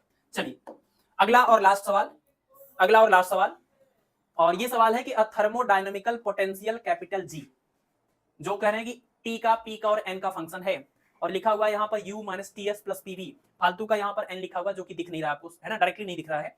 तो u plus PV minus T S, you plus PV minus T S ये गिब्स फ्री एनर्जी है चारों थर्मोडायनामिक पोटेंशियल में से लास्ट वाला, is given by in terms of internal energy, temperature, entropy, pressure and number of particles capital N, which of the following relation is true। कुल मिलाकर ये है कि ये गिब्स फ्री एनर्जी अगर ये इस तरीके के वेरिएबल्स पर डिपेंड कर रही है तो आपको ये बताना है कि गिब्स फ्री एनर्जी से रिलेटेड अगर इस तरह का ये फंक्शन है तो इन चारों में से कौन सा रिलेशन करेक्ट है। अब आप देखिए ध्यान से देखिएगा, हमने आपको चारों थर्मोडायनामिक पोटेंशियल में क्या क्या बताया था। किसी एक को पकड़ लेते हैं, किसी एक को, पहले वाले को ही पकड़ लेते हैं, इंटरनल एनर्जी को। हमने आपको बताया था कि इंटरनल एनर्जी के केस में ये बन रहा था dq equal to du plus dw, यहां से आपने निकाला था du, तो du इक्वल टू हो जाएगा आपका dq और माइनस में क्या dw, और फिर इसमें second law of thermodynamics use करेंगे तो tds और यहां पर dw का फार्मूला pdv और यहां पर हो जाएगा आपका du। ये तो आपका फार्मूला बना, du का ये फार्मूला बन गया इंटरनल एनर्जी का, बाकियों का तो फार्मूला भी आपको याद होता है डायरेक्ट, तो ये आपने बना लिया। फिर हमने कहा था कि ये चीज को अब यहां से पता चल रहा है कि इंटरनल एनर्जी एंट्रोपी और वॉल्यूम का एक फंक्शन होती है, एंट्रोपी और वॉल्यूम को हम चेंज करके इंटरनल एनर्जी को चेंज कर सकते हैं। तो यहां से हमने कहा था कि अगर हम कांस्टेंट वॉल्यूम पर बात करें, इन दोनों वेरिएबल्स में से किसी एक को कांस्टेंट रखें, तो कांस्टेंट वॉल्यूम पर बात करेंगे तो ये टर्म होगा 0, तो आपको मिलेगा del U upon del S is equal to T, और एट कांस्टेंट वॉल्यूम है तो यहां पर ये लिखेंगे। और दूसरा टर्म आपको मिलेगा एट कांस्टेंट एंट्रोपी एस, तो ऐसे केस में आप क्या लिखेंगे, ये टर्म होगा 0 और ये इधर आके अपान करेगा, माइनस में मिलेगा, तो del U upon del V at constant entropy और यहां बचेगा माइनस ऑफ पी। तो ये आपने इन वेरिएबल्स के साथ में रिलेशन बनाए थे। तो चारों थर्मोडायनामिक पोटेंशियल में आपने फार्मूले को लिखने के बाद इसका डेरिवेटिव बनाया था, डेरिवेटिव बनाने के बाद, जैसे कि इसमें बनाना ही पड़ेगा, डेरिवेटिव बनाने के बाद फिर आपने इस तरीके से दो रिलेशंस डेवलप किए थे, और हमने आपको बताया था फिर इन्हीं को यूज करके हम मैक्सवेल के इक्वेशंस को भी डिराइव करते हैं परफेक्ट डिफरेंशियल की कंडीशन को अप्लाई करके, है ना। फिलहाल वो जानना जरूरी नहीं है कि कैसे डिराइव हुआ, बस वो इक्वेशन याद रहे। तो यहां पर आप देख लीजिए कि इसी तरह से आपको ये गिब्स फ्री एनर्जी के केस में ऐसा वाला जो रिलेशन आता था वो आपको यहाँ पर ढूंढना पड़ेगा, ठीक है, और वो ढूंढने के लिए इसी प्रोसेस से गुजरना पड़ेगा। ये तो करना नहीं था, बट बिल्कुल सेम चीज आपको करनी होगी जी के लिए। तो देख लीजिए G equal to U plus PV और माइनस में टी एस, ऐसा लिख लेते हैं। इसको डिफरेंशिएट करेंगे तो डी जी इक्वल टू हो जाएगा डी यू, और यहाँ देखिए दोनों एक एक करके इसको डिफरेंशिएट कर लेंगे, ठीक है, पीडीवी और वीडीपी, और इसी तरह से इसको भी करेंगे, माइनस से मल्टीप्लाई कर लेंगे तो टीडीएस माइनस एसडीटी ये बन जाएगा। और फिर क्या करेंगे, फिर इंटरनल एनर्जी का जो अभी अभी डेरिवेटिव डेवलप किया था उसको आप लोग लिख लेंगे, और ना याद रहे तो कोई प्रॉब्लम नहीं है, फर्स्ट लॉ थर्मोडायनामिक्स से आप उसमें सेकंड लॉ बाद में इंप्लीमेंट करके यूज करके आप बता देंगे। du इक्वल टू आपको मिला था dq माइनस dw, dq की जगह पर tds और dw की जगह पर pdv, तो कुल मिलाकर के हो जाएगा tds माइनस में pdv, ठीक है। बाकियों को एज इट इज लिख लीजिए, pdv बाकी है pdv प्लस vdp और माइनस में tds माइनस sdt, ये आपका फार्मूला हुआ। अब देखिए माइनस pdv और प्लस pdv कैंसिल, और ये प्लस और ये माइनस कैंसिल, आपको मिलेगा dg इक्वल टू vdp और माइनस में sdt। ये तो आपका डेरिवेटिव इक्वेशन बन गया डिफरेंशियल फॉर्म में। अब इसमें आप कांस्टेंट वाला कॉन्सेप्ट यूज करेंगे, एट कांस्टेंट, दो चीजें हैं, एक है टेम्परेचर और एक है प्रेशर। एट कांस्टेंट प्रेशर अगर हम बात करें तो कांस्टेंट प्रेशर पर ये 0 हो जाएगा और ये आएगा अपान में del G upon del T, del G upon del T at constant, del G upon del T at constant pressure is equal to कितना मिलेगा, माइनस में एस। दूसरा at constant temperature, at constant temperature पर ये 0 होगा तो del G upon del P, del G upon del P, ठीक है, del G upon del P is equal to हो जाएगा क्या, वॉल्यूम। तो हमें, और यहां पर ये क्या हो जाएगा, टी यहां पर कांस्टेंट, तो हमें निकालना था क्या, हमें बताना था कि इस केस में कौन सा रिलेशन करेक्ट होगा। तो इन्हीं दोनों में से जो भी दिया होगा वो हमारा मैच कर जाएगा। दोनों तो नहीं दिया होगा, दोनों तो नहीं दिया होगा, क्योंकि दोनों देता तो कोई ऐसा भी ऑप्शन बनाता कि बोथ आर करेक्ट, ऐसा करके केस देते, तो कोई एक ही ऑप्शन करेक्ट है तो इन दोनों में से कोई एक मिल जाएगा। आप चेक कर लीजिए कि एस की बात कर रहे हैं तो एस वाले फार्मूले में क्या आएगा, del G upon del T आना चाहिए, एट कांस्टेंट प्रेशर आना चाहिए, और नंबर ऑफ मॉलिक्यूल्स इसमें कहीं पर भी नहीं आ रहा है, डेरिवेटिव टर्म में भी नहीं आ रहा है। इसका मतलब नंबर ऑफ मॉलिक्यूल यहां बोला था इन्होंने, तो आप दिखा दीजिए कि वो भी कांस्टेंट था। नंबर ऑफ मॉलिक्यूल को भी हमने कांस्टेंट माना हुआ है, प्रेशर तो आपको मिल ही रहा है, लेकिन नंबर ऑफ मॉलिक्यूल डायरेक्टली तो मिलेगा नहीं यहां पर, और कांस्टेंट होता है वो, तो वो आप यहां पर भी चाहे लगा लें, कोई दिक्कत उससे नहीं। तो del G upon del T at constant T is equal to minus S, तो इसको अगर हम प्लस करते हैं तो यहां पर वो माइनस आ जाएगा।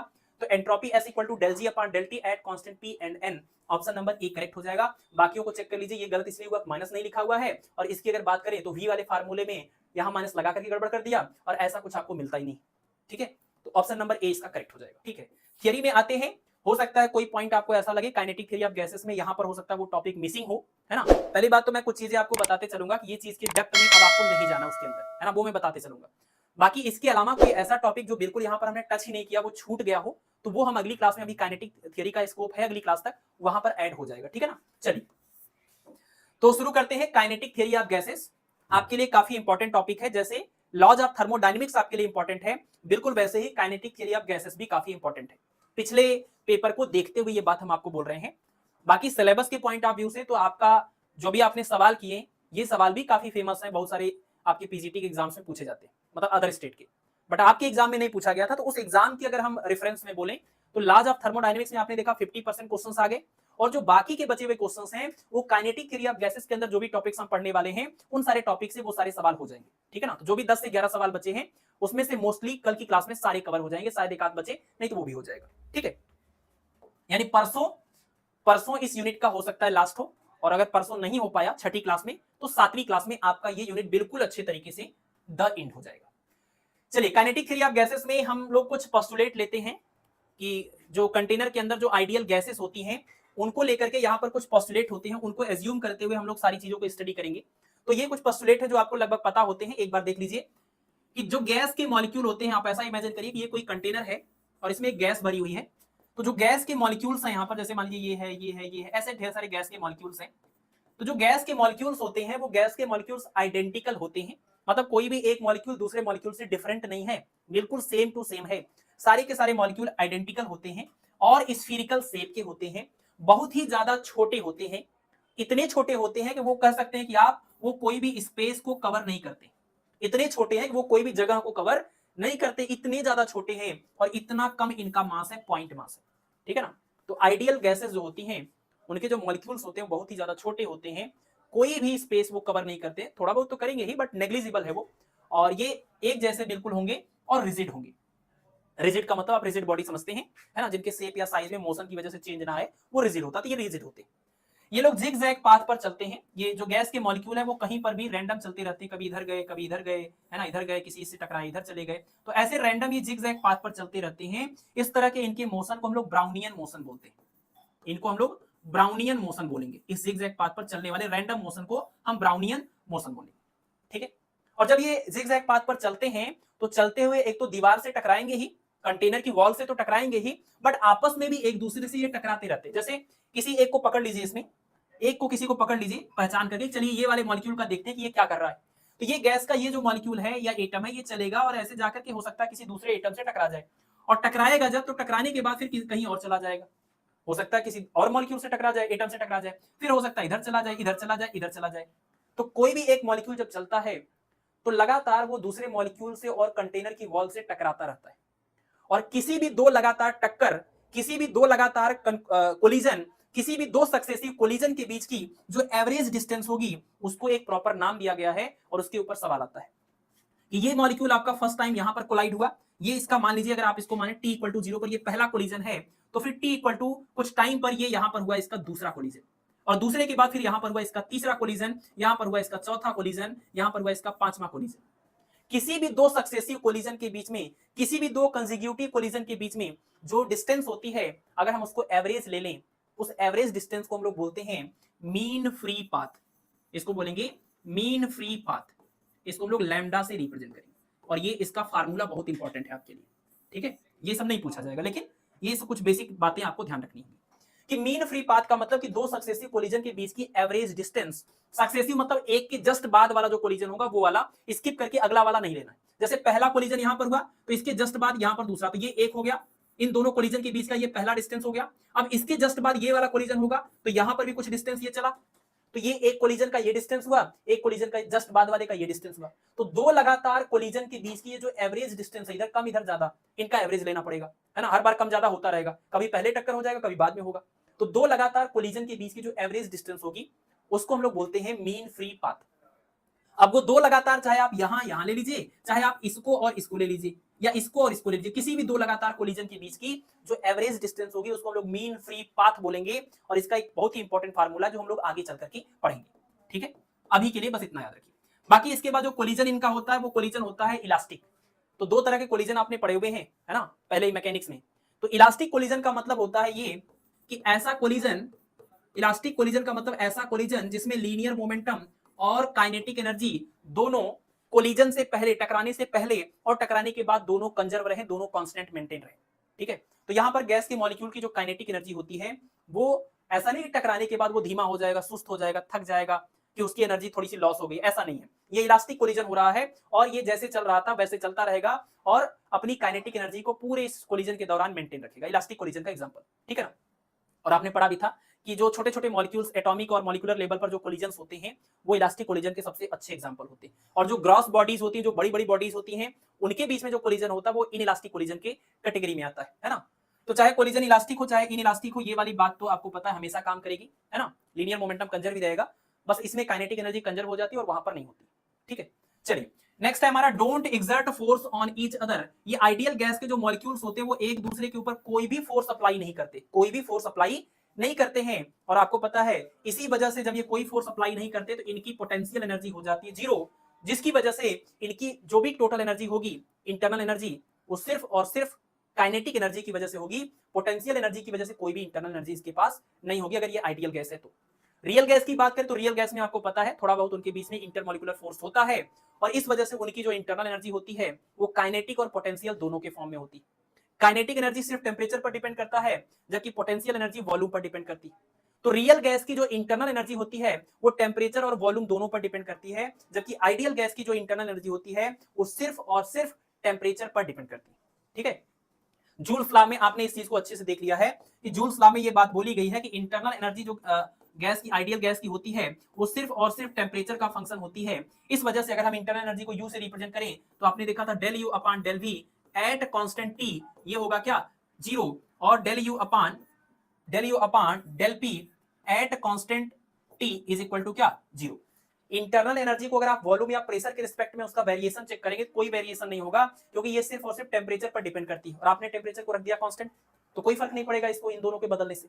इसको हम जूल्स लॉ बोलते हैं। और इसी बात को एक और तरीके से लिखते हैं कि del U upon del T at constant pressure या del U upon del T at constant volume दोनों ही आपस में इक्वल होते हैं, क्योंकि आपने टेम्परेचर के साथ इसको नोटिस किया है। अब चाहे प्रेशर को आप कांस्टेंट रखिए चाहे वेरी करिए, क्या फर्क पड़ता है, टेम्परेचर तो आपने कांस्टेंट रखा है और इंटरनल एनर्जी को सिर्फ टेम्परेचर से मतलब है, बाकी किसी बात से कोई मतलब नहीं। तो ये जूल्स लॉ आपने पढ़ा हुआ था इंटरनल एनर्जी के मामले में आइडियल गैस की। No effect of gravitational force, इन गैसेस के मॉलिक्यूल का मास बहुत ही ज्यादा कम होने की वजह से इनके ऊपर ग्रेविटेशनल फोर्सेस का कोई इफेक्ट नहीं पड़ता है, क्योंकि ग्रेविटेशनल फोर्स डिपेंड करता है मास के ऊपर, है ना। तो ये बहुत ज्यादा साइज में छोटे होते हैं, नेग्लिजिबल मास और वॉल्यूम होता है, तो इस वजह से इनके ऊपर ग्रेविटेशनल फोर्स का कोई इफेक्ट नहीं पड़ता है, ठीक है।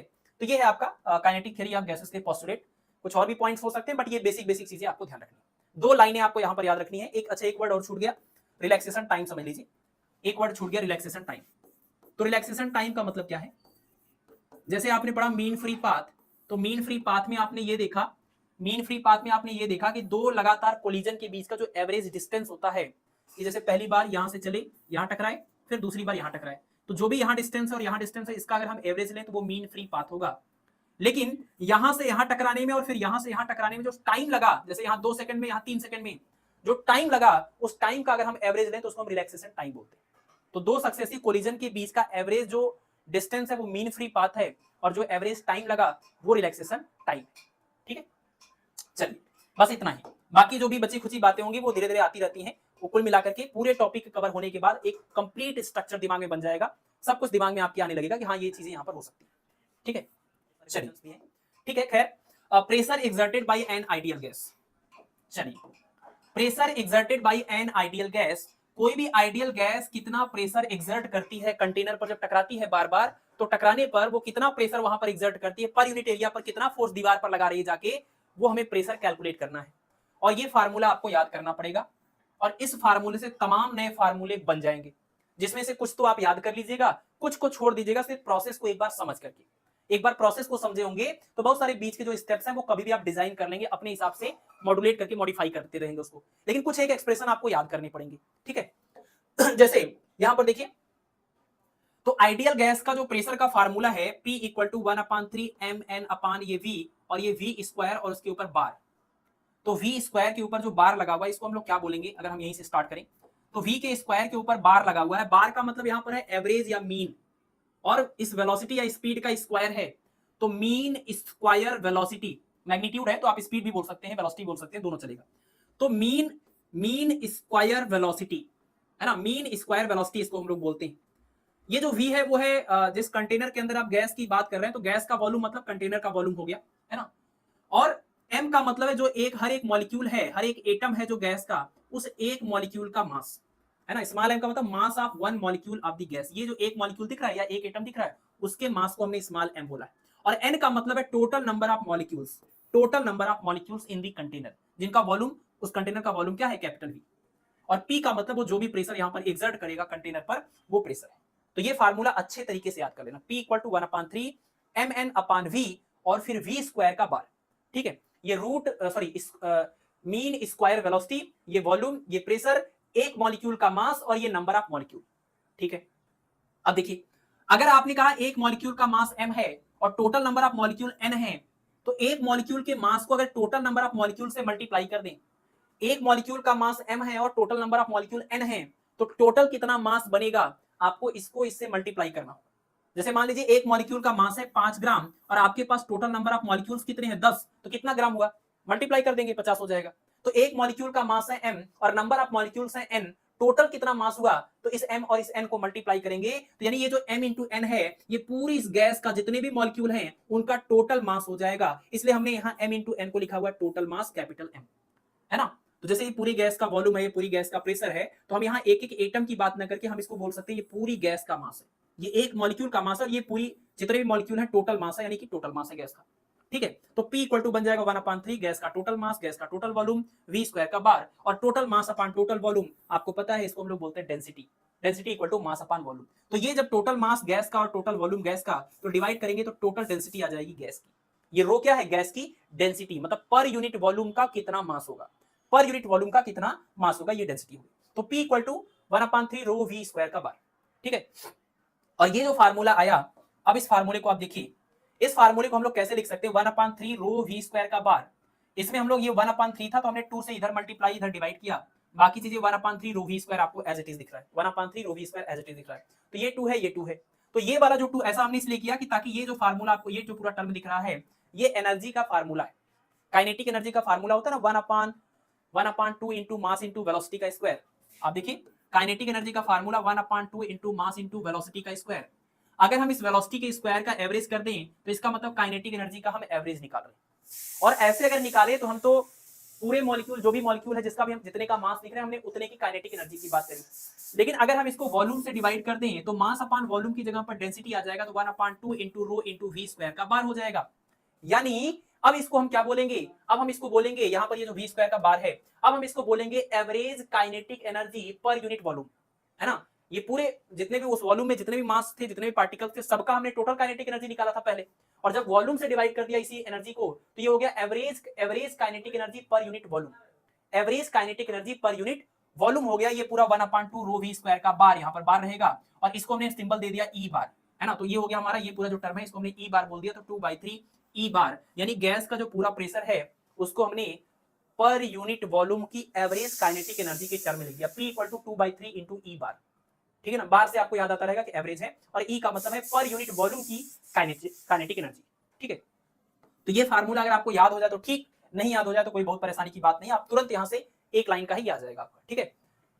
चलिए, यहां तक क्लियर होगा। अब इसके बाद एक चीज समझिए कि ये जो आपने अभी यहां पर लिखा हुआ था, n का मतलब है number of molecules, small n का मतलब है नंबर ऑफ मॉलिक्यूल।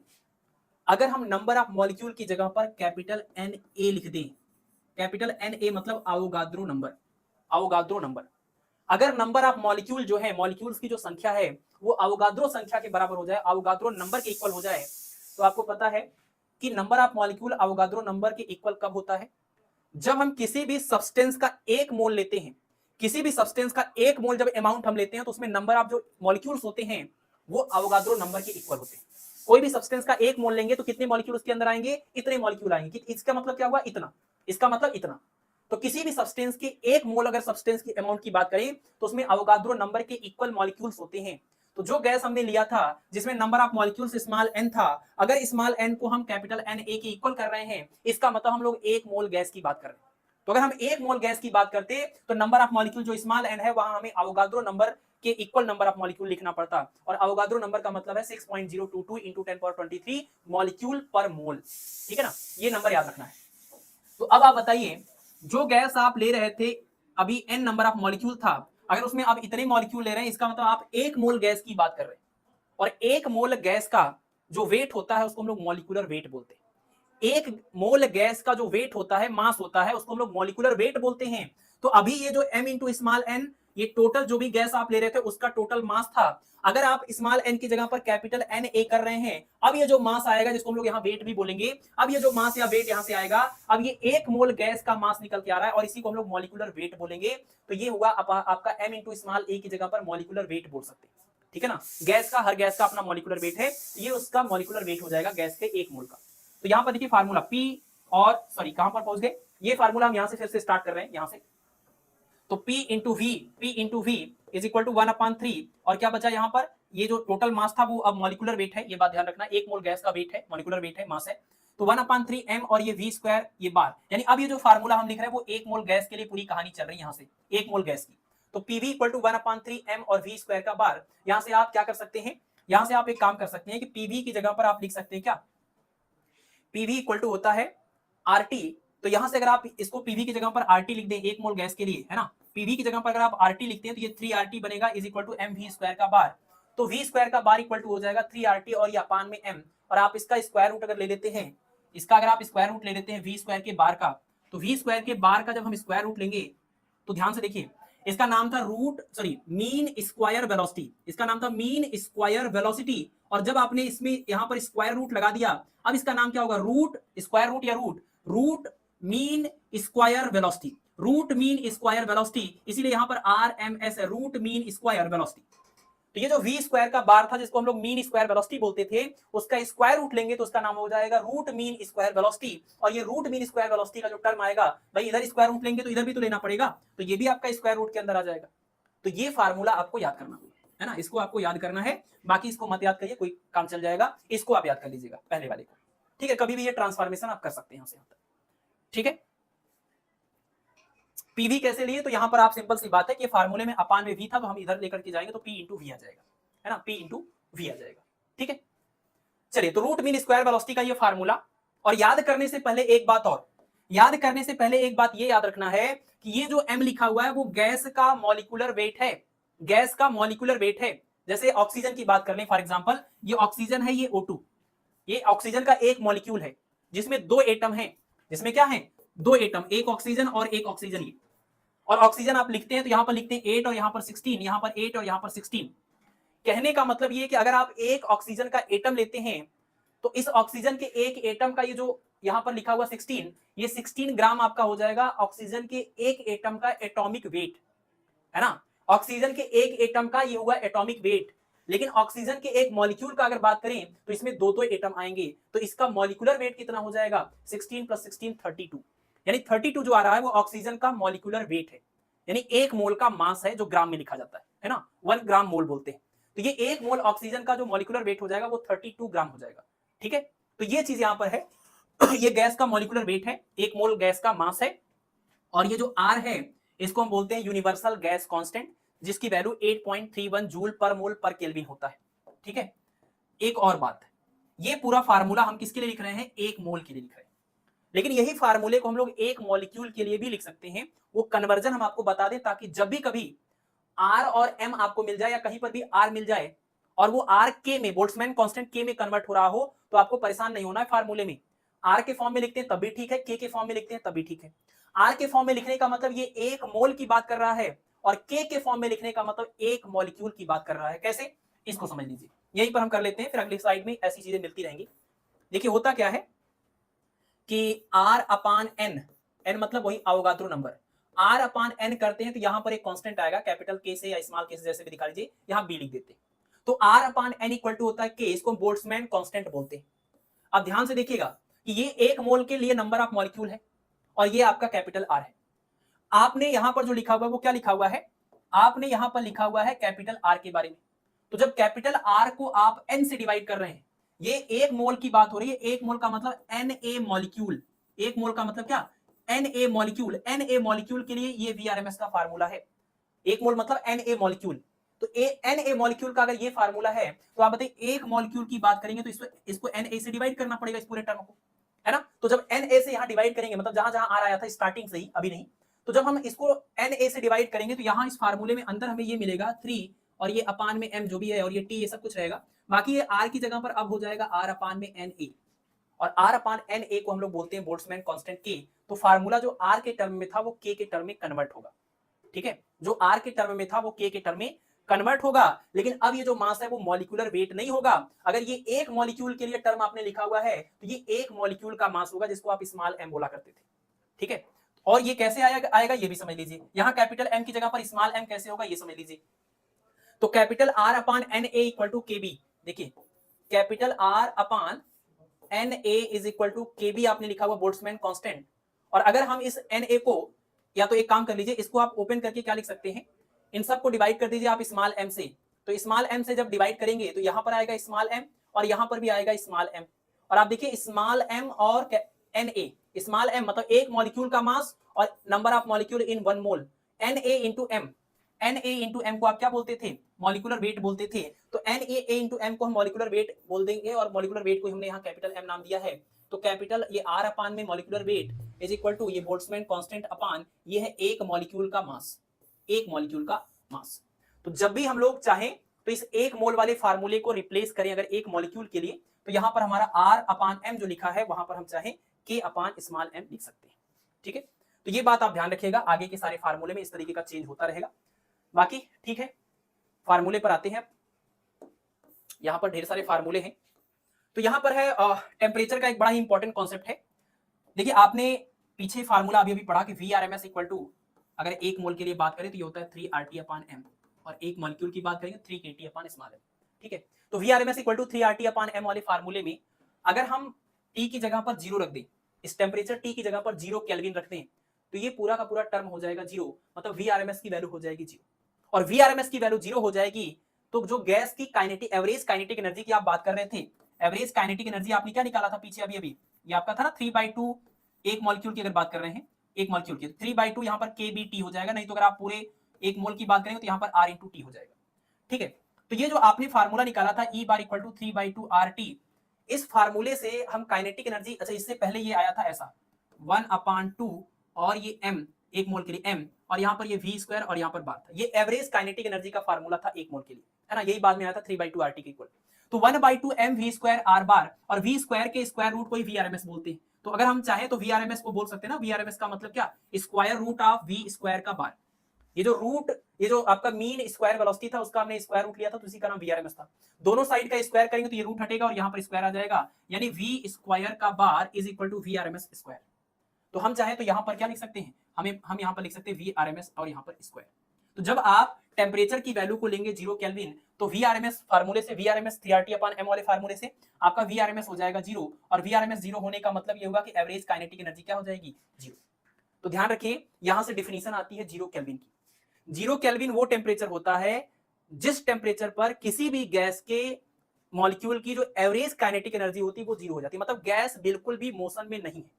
0 केल्विन वो टेम्परेचर है जिसपे गैस के मॉलिक्यूल चलना बंद कर देते हैं, उनकी काइनेटिक एनर्जी 0 हो जाती है, उनकी रूट मीन स्क्वायर वेलोसिटी 0 हो जाती है, उस मिनिमम टेम्परेचर का नाम है 0 केल्विन। और कोई भी टेम्परेचर 0 केल्विन से कम नहीं हो सकता, 0 केल्विन से कम कोई भी टेम्परेचर पॉसिबल नहीं है। वो आपको यहां से दिख रहा है कि जैसे ही आप इस टेम्परेचर की वैल्यू को 0 केल्विन से कम रखेंगे, मतलब निगेटिव, 0 से कम निगेटिव, तो 0 से कम जैसे आप निगेटिव रखेंगे तो स्क्वायर रूट के अंदर निगेटिव आएगा, और स्क्वायर रूट के अंदर निगेटिव का मतलब इमेजिनरी नंबर हो गया, और VRMS की वैल्यू इमेजिनरी हो जाएगी तो आपको काइनेटिक एनर्जी की वैल्यू भी क्या मिलेगी, इमेजिनरी, क्योंकि काइनेटिक एनर्जी के फार्मूले में VRMS का स्क्वायर है और आपके स्क्वायर रूट के अंदर निगेटिव आ रहा है। स्क्वायर करेंगे तो स्क्वायर रूट तो हट जाएगा लेकिन निगेटिव आ जाएगा, और काइनेटिक एनर्जी कभी भी निगेटिव नहीं होती, काइनेटिक एनर्जी कभी भी निगेटिव नहीं होती है। इसका मतलब कि अगर आप टेम्परेचर को 0 से भी कम लेने की बात करेंगे, निगेटिव टेम्परेचर लेने की बात करेंगे, तो काइनेटिक एनर्जी निगेटिव आएगा, जो कि पॉसिबल नहीं होता है, जो कि इम्पॉसिबल। यानी 0 केल्विन से छोटा कोई टेम्परेचर पॉसिबल नहीं है। ये चीज यहां से कहने का मतलब है। तो टेम्परेचर का जो कॉन्सेप्ट है 0 केल्विन का, वो हम लोग इस फार्मूले से अच्छे से समझ सकते हैं, है ना। यहां से समझ में आ रहा है कि हाँ, टेम्परेचर मिनिमम अगर रखे तो 0, जिसपे काइनेटिक एनर्जी 0 हो जाएगी, उससे कम रखेंगे तो ये निगेटिव आएगा, जो कि पॉसिबल नहीं है। मतलब कि इससे छोटा टेम्परेचर पॉसिबल नहीं, ठीक है, इससे छोटा टेम्परेचर पॉसिबल नहीं है। चलिए नेक्स्ट है यहां पर हमारा जो फार्मूला है एवरेज काइनेटिक एनर्जी का, E बार इक्वल टू 1/2 और ये m v स्क्वायर का बार, ये सिंपल सा फार्मूला होता है काइनेटिक एनर्जी का। यहां पर बार लिखा हुआ, यहां पर बार लिख दिया। और ये जो v स्क्वायर का बार है, इसकी जगह पर हम v स्क्वायर का बार अभी भी दिखाया, ये vrms का स्क्वायर लिख सकते हैं। और आप देखिए vrms के स्क्वायर की वैल्यू यहां से कितनी हो जाएगी, vrms की वैल्यू या v स्क्वायर के बार की वैल्यू 3RT/m थी। स्क्वायर रूट यहां लगाया, यहां पर लगाया, इसी का नाम vrms था। तो अगर हम इसका स्क्वायर कर दें तो इसका जब स्क्वायर करेंगे तो इसका भी स्क्वायर होगा और यहां से भी स्क्वायर होगा, यानी ये रूट हटेगा, ये रूट हटेगा और यहां पर vrms का स्क्वायर आएगा, है ना। वैल्यू कितनी है, 3RT/m। किसके लिए है, 1 मोल गैस के लिए। यहां पर देखिए क्या किया हमने, ये जो v स्क्वायर का बार था, v स्क्वायर का बार था, यानी स्क्वायर रूट हटाने के बाद तो उधर से भी स्क्वायर रूट हट गया, 3RT/m हमने लिख दिया। m से ये m कैंसिल हो जाएगा, तो आपको मिलेगा क्या, 3/2RT, 3/2RT। तो ये बन जाएगा E bar equal to 3/2RT। ये किसके लिए फार्मूला है, ये फार्मूला है हमारा 1 मोल गैस के लिए। यहां पर R आ रहा है, 1 मोल गैस की एवरेज काइनेटिक एनर्जी का फार्मूला। और अगर आपको 1 मॉलिक्यूल का निकालना है तो कैसे निकलेगा, तो भाई आपको पता है कि 1 मोल के लिए इतना है, 1 मोल के लिए इतना है, तो 1 मोल का मतलब Na मॉलिक्यूल, 1 मोल का मतलब Na मॉलिक्यूल। तो अगर Na मॉलिक्यूल की इतनी एनर्जी है, तो 1 मॉलिक्यूल की एनर्जी के लिए Na से डिवाइड करेंगे, और R/Na, ये जो R/Na है, इसी R/Na को हम लोग K बोलते हैं, बोल्ट्जमैन कांस्टेंट। तो ये फार्मूला कन्वर्ट होकर बन जाएगा 3/2 और यहाँ पर Kb और क्या T। तो देखिए 3/2RT और 3/2 KBT। तो R आया है तो ये 1 मोल के लिए है, मतलब इतने मॉलिक्यूल के लिए, और K आया है, इसका मतलब 1 मॉलिक्यूल के लिए। तो 1 मॉलिक्यूल और 1 मोल, इन दोनों में ध्यान रखिएगा, 1 मोल में R आएगा और 1 मॉलिक्यूल में K आएगा। R मतलब यूनिवर्सल गैस कांस्टेंट और K का मतलब बोल्ट्जमैन कांस्टेंट, ठीक है। चलिए तो यहां पर आप देखिए 1 मोल के लिए फार्मूला पता है, तो म्यू मोल के लिए अगर निकालना चाहे तो म्यू टाइम्स मल्टीप्लाई करेंगे। तो 1 मोल गैस की ये एवरेज काइनेटिक एनर्जी का फार्मूला है 3/2RT। तो म्यू मोल के लिए अगर लिखना है तो म्यू टाइम्स कर देंगे, 3/2 म्यू RT बन जाएगा, ठीक है। और 1 मॉलिक्यूल के लिए निकालना है तो ये या फिर ये जो भी है ना, n इतने म्यू मोल के लिए आपने निकाल लिया। लेकिन अगर आपको 1 मॉलिक्यूल के लिए निकालना है तो 1 मोल का पता है, तो 1 मॉलिक्यूल निकालने के लिए इसी को नंबर ऑफ जो मॉलिक्यूल होते हैं 1 मोल के अंदर, यानी अवोगाद्रो नंबर, इससे डिवाइड करेंगे, तो यहाँ पर आ जाएगा Boltzmann constant 3/2 KVT. R/Na equal to K होता है, ये आप याद कर लीजिए। इसमें R की वैल्यू, Na की वैल्यू और K की वैल्यू, सबकी वैल्यू आपको याद होनी चाहिए। इसकी वैल्यू होती है 8.31 जूल पर मोल पर केल्विन, और ये जो आपका Na है इसकी वैल्यू होती है 6.022 इंटू 10⁻23। और इसके बाद यहाँ पर लिखेंगे मॉलिक्यूल पर मोल, और ये जो आपका क्या बोलते हैं, ये आपका बोल्ट्जमैन कांस्टेंट है, इसकी वैल्यू होती है 1.38 इंटू 10⁻23 जूल पर केल्विन। ये सारी वैल्यूज हैं, ये सारे कांस्टेंट हैं, आप इनको याद कर सकते हैं। ये रिलेशन याद रखिएगा, ये इंपॉर्टेंट है आपके लिए, ठीक है। तो ये बस सिंपल सा एक कन्वर्जन है। कुल मिलाकर के मोटा मोटा 3 स्टेप याद रखना है। एक आपको ये फार्मूला याद रखना है, एक आपको ये फार्मूला याद रखना है, और एक आपको लास्ट में ये फार्मूला याद रखना है, ठीक है। बस ये 3 स्टेप याद रखिए, बाकी सबको छोड़ दीजिए, ये भी याद कर सकते हैं, ठीक है। चलिए अब देखिए जो आपका ये प्रेशर का फार्मूला आपने पढ़ा,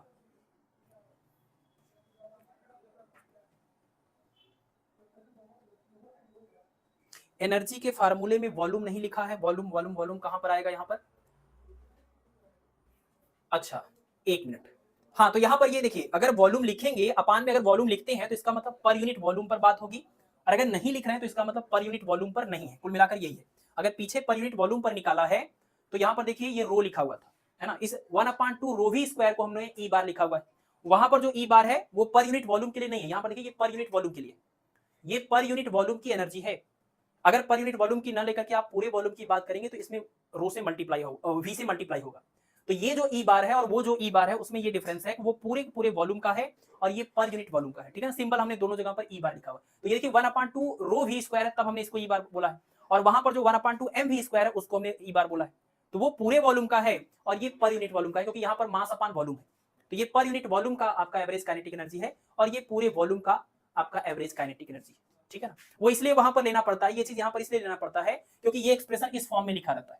अगर आपको इस फॉर्म में नहीं लिखना है तो यहाँ पर रो की जगह पर m/v करेंगे, और 1/2 रो वी स्क्वायर को जब आप ई बार लिखेंगे तो अपान में v आएगा। तो इस तरह का एक्सप्रेशन आपको नहीं दिखेगा, है ना। तो बुक में क्या होगा, ये वाला एक्सप्रेशन जो लिखा रहता है, इस वाले एक्सप्रेशन में आपको ये ध्यान रखना पड़ेगा कि ऐसा प्रूफ करना है तो यहाँ पर ये पर यूनिट वॉल्यूम की एवरेज काइनेटिक एनर्जी होगी, है ना, जबकि यहां पर पूरे वॉल्यूम की है, पूरे वॉल्यूम में जितने भी एक मोल में जितने मॉलिक्यूल्स आ रहे हैं उन सब की है, ठीक है।